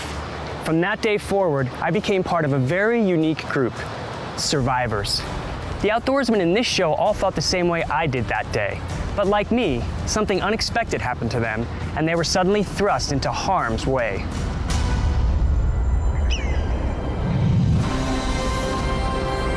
Justin Harris and his younger brother Jeremy enjoyed hiking in the spectacular canyons of south central Utah. For this trip, they chose Baptist Draw and the mouth of Chute Canyon. Go down around there. Early on a Saturday morning in November of 2003, they rappelled down to the canyon floor. Whoa, you all right, buddy? Yep, I'm good. And began hiking along a narrow chute filled with boulders and sudden drops. How's it look? It's not easy hiking at all. It's very difficult and tough to scramble through those areas. The temperature was dropping fast, and they knew they needed to be out by nightfall. They began to rush. We came to another drop. This one was probably 25 feet. What do you think? Should we drop a line? No, we don't got time. We got to down climb. Come on. So I took the lead and climbed up over the top.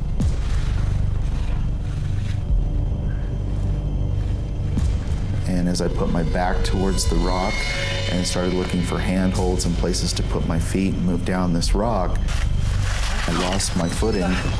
Jeremy grabbed Justin's hand, but felt him slip away. The crack of a breaking bone could be heard throughout the canyon. It felt like a bomb had just gone off in my head. I've never heard anyone scream in agony like that in my life. Jeremy knew Justin was seriously hurt, but until he could get to him, he had no idea his brother's injury was life-threatening. July 2009. Gabe Neal and his son Christian were enjoying a day of fishing on Harrisonville Lake, outside of Kansas City, Missouri. She's a warm one today, huh, bud? The afternoon was sunny and hot, but suddenly the weather changed dramatically. You know, we didn't see any lightning, but we did start to hear thunder. Some dark ones rumbling in, moving in quick too. And it just got black. I mean, it was like on top of us. I know I had read about, you know, pop-up storms and how they kind of just come out of nowhere, and it did. Last thing I remember, I was getting ready to cast.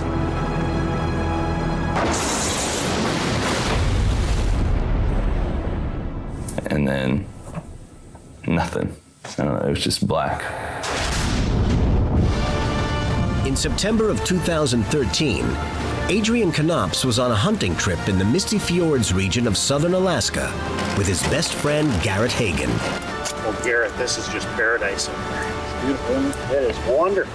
3 days into their 10-day trip, Garrett shot a bear.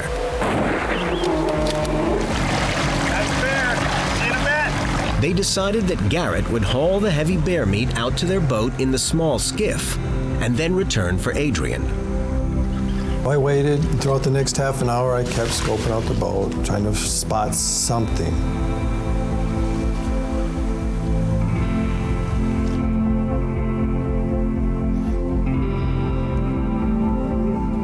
But I never spotted anything.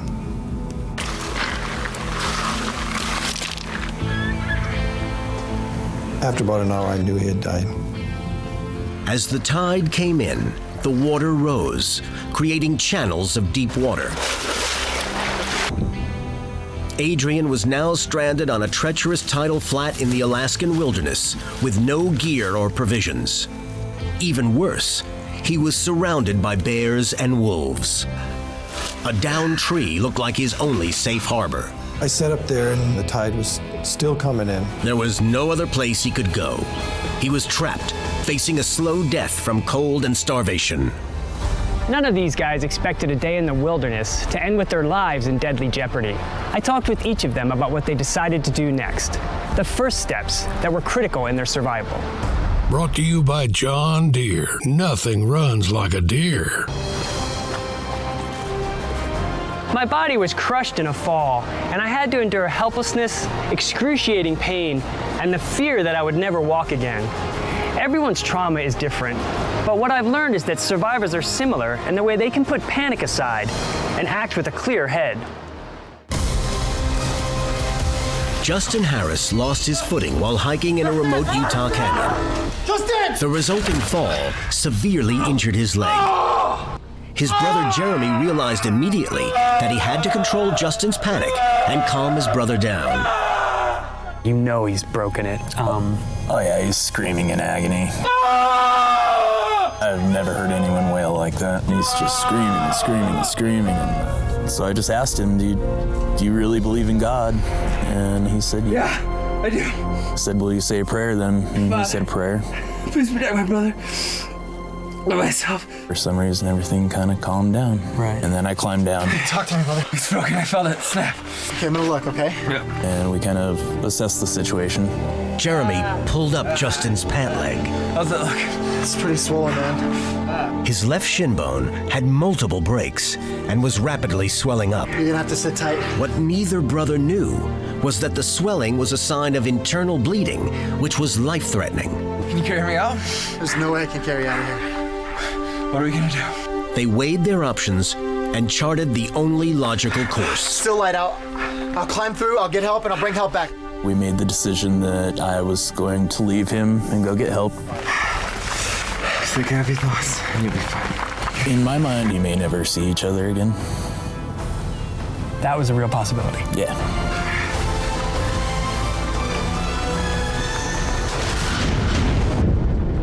It was just another father-son day of fishing for Gabe and Christian Neal, when in a split second, a bolt of lightning came out of the sky and hit them. Never saw a flash. It's just immediately getting hit with a sledgehammer and then being backwards in the water. I thought the boat blew up. Andy Flippin witnessed the strike from a nearby boat. It sounded like a mortar round in Iraq going off. I turned around, looked over my shoulder, and I see a big puff of blue smoke coming from the boat and no fishermen. First thing I remember was raindrops on my face. As I kind of came to a little more, thinking to myself, why am I in the back of the boat? Christian was flat out on the floor of the boat.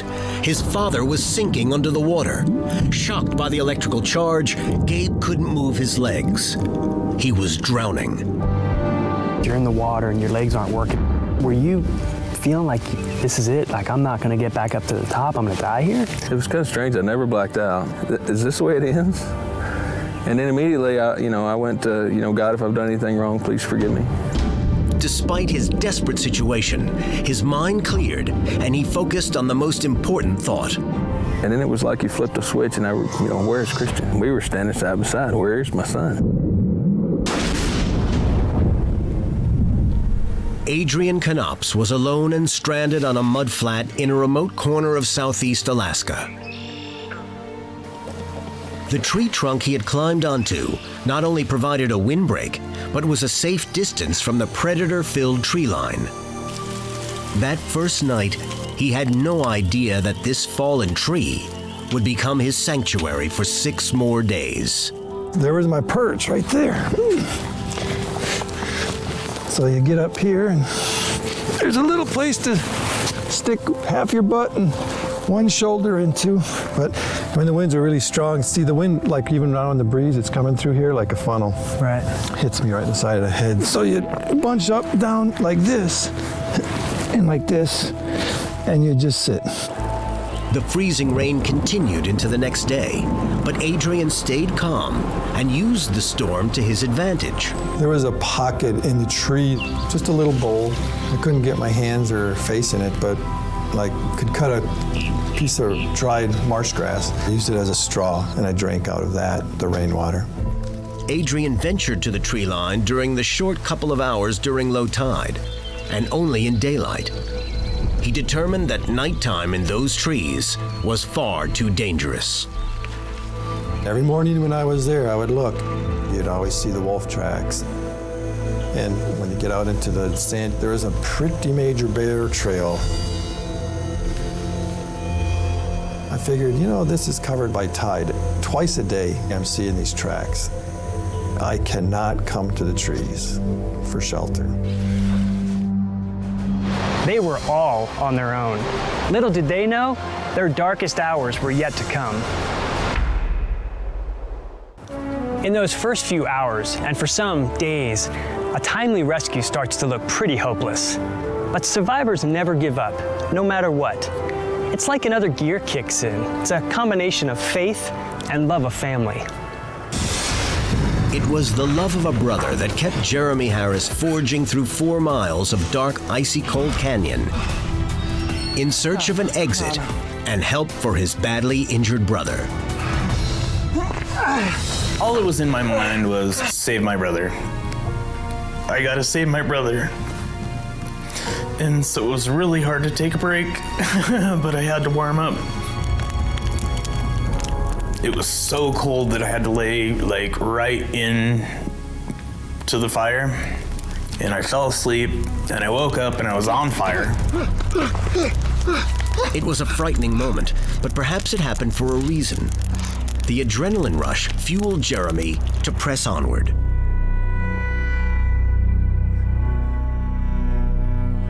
Justin Harris made it through the long, cold night. Sunday morning brought warmer temperatures and a bit of relief. But as the hours went by, hope for a prompt rescue faded. About the middle of the day, it started getting colder again. That's when I started to think about Jeremy, and I started to wonder if maybe he had had an accident or if he had died that night in the canyon. Gabe Neal was paralyzed and drowning underwater, ready to give up. But he then realized he had to survive for the sake of his son. Where's Christian? We were standing side by side. Where's my son? And at that point is when I started really digging with my arms to get to the top of the water.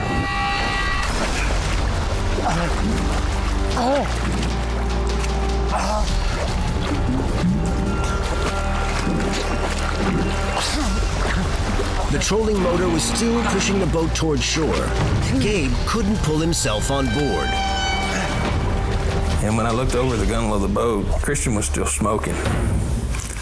And that was, it was pretty hard moment.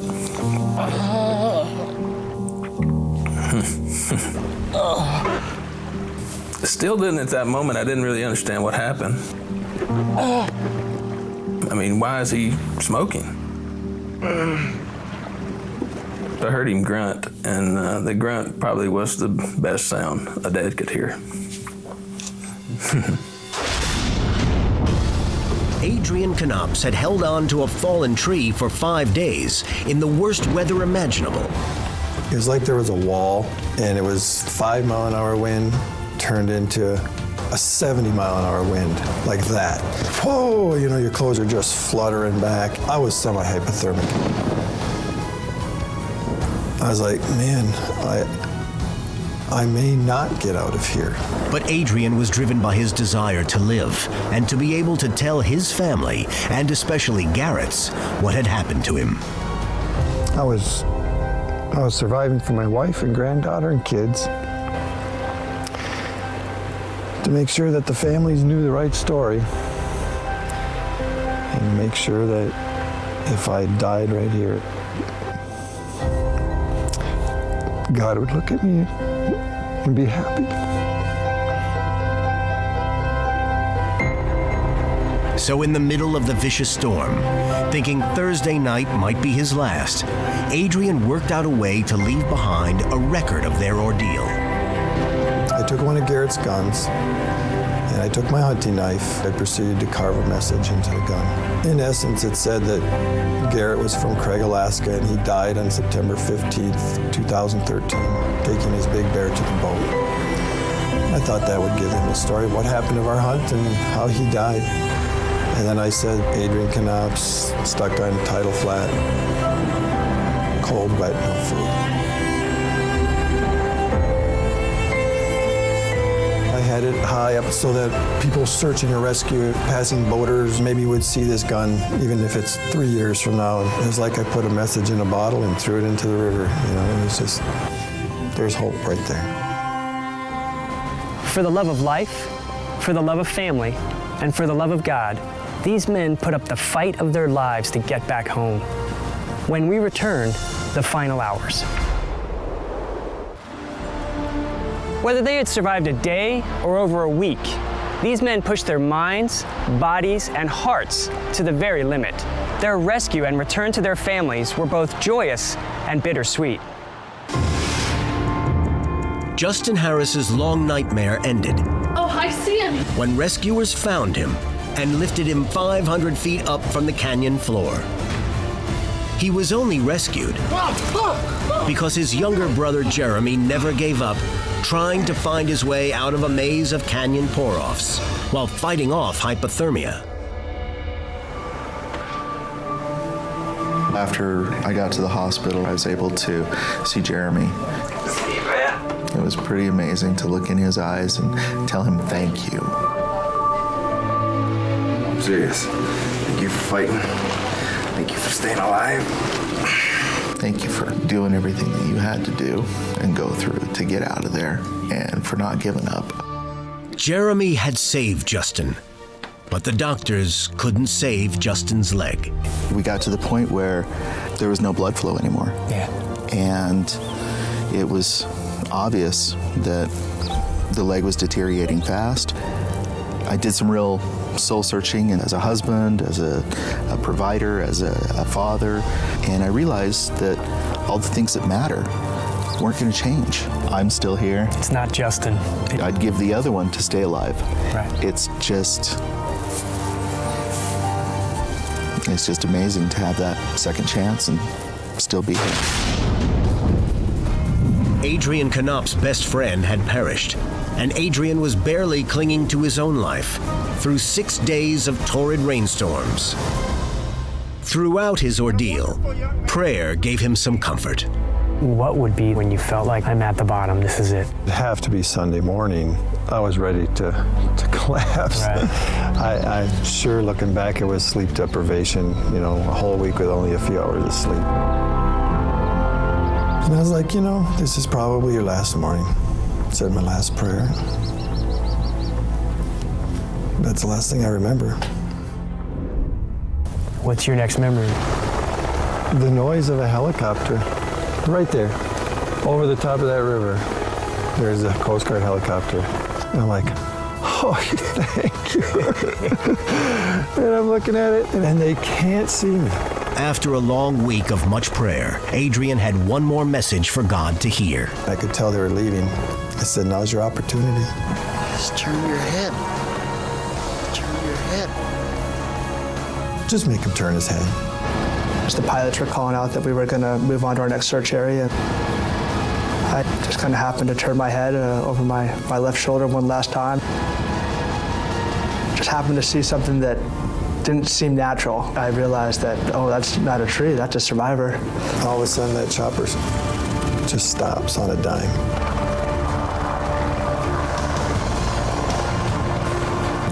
Oh. Door flings open, and I stepped out of the aircraft and walked over to Adrian. He had told me that he had been sitting there for 7 days waiting for help. All right, well, we're here to get you out of here.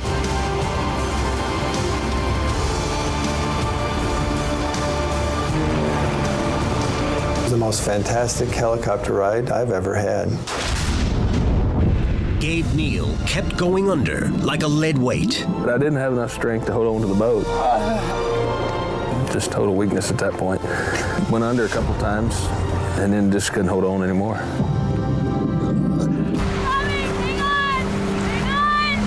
But in the background, I could hear somebody screaming, and I knew it wasn't myself, and I knew it wasn't Christian. The screaming was coming from Andy Flippin's boat. We were only about 50 yards away when it happened. We got up there, and my dad jumped out. My girlfriend's screaming her head off, scared. I got her on the phone to 911. Got out of our boat and into their boat. My dad helped hold Gabe in position. The Flippin family worked tirelessly to save the Neals. And miraculously, both Gabe and Christian made it through without permanent damage. Gonna get better, back out fishing before you know it. Today, Christian's exploded graphite fishing pole serves as a terrifying reminder of just how lucky they were to survive. Was there ever a point where you thought, this could be something that kills me? I guess I was okay with it. If I needed to die and the good Lord wanted to bring me home then that's his decision, and I was okay with it. These are just a few of the incredible survivors I met while working on this series. And I have to say, I'm constantly amazed each time I meet one and hear their story. Survivors are a unique group of individuals, each one humble to be alive and grateful to have won their incredible fight to survive.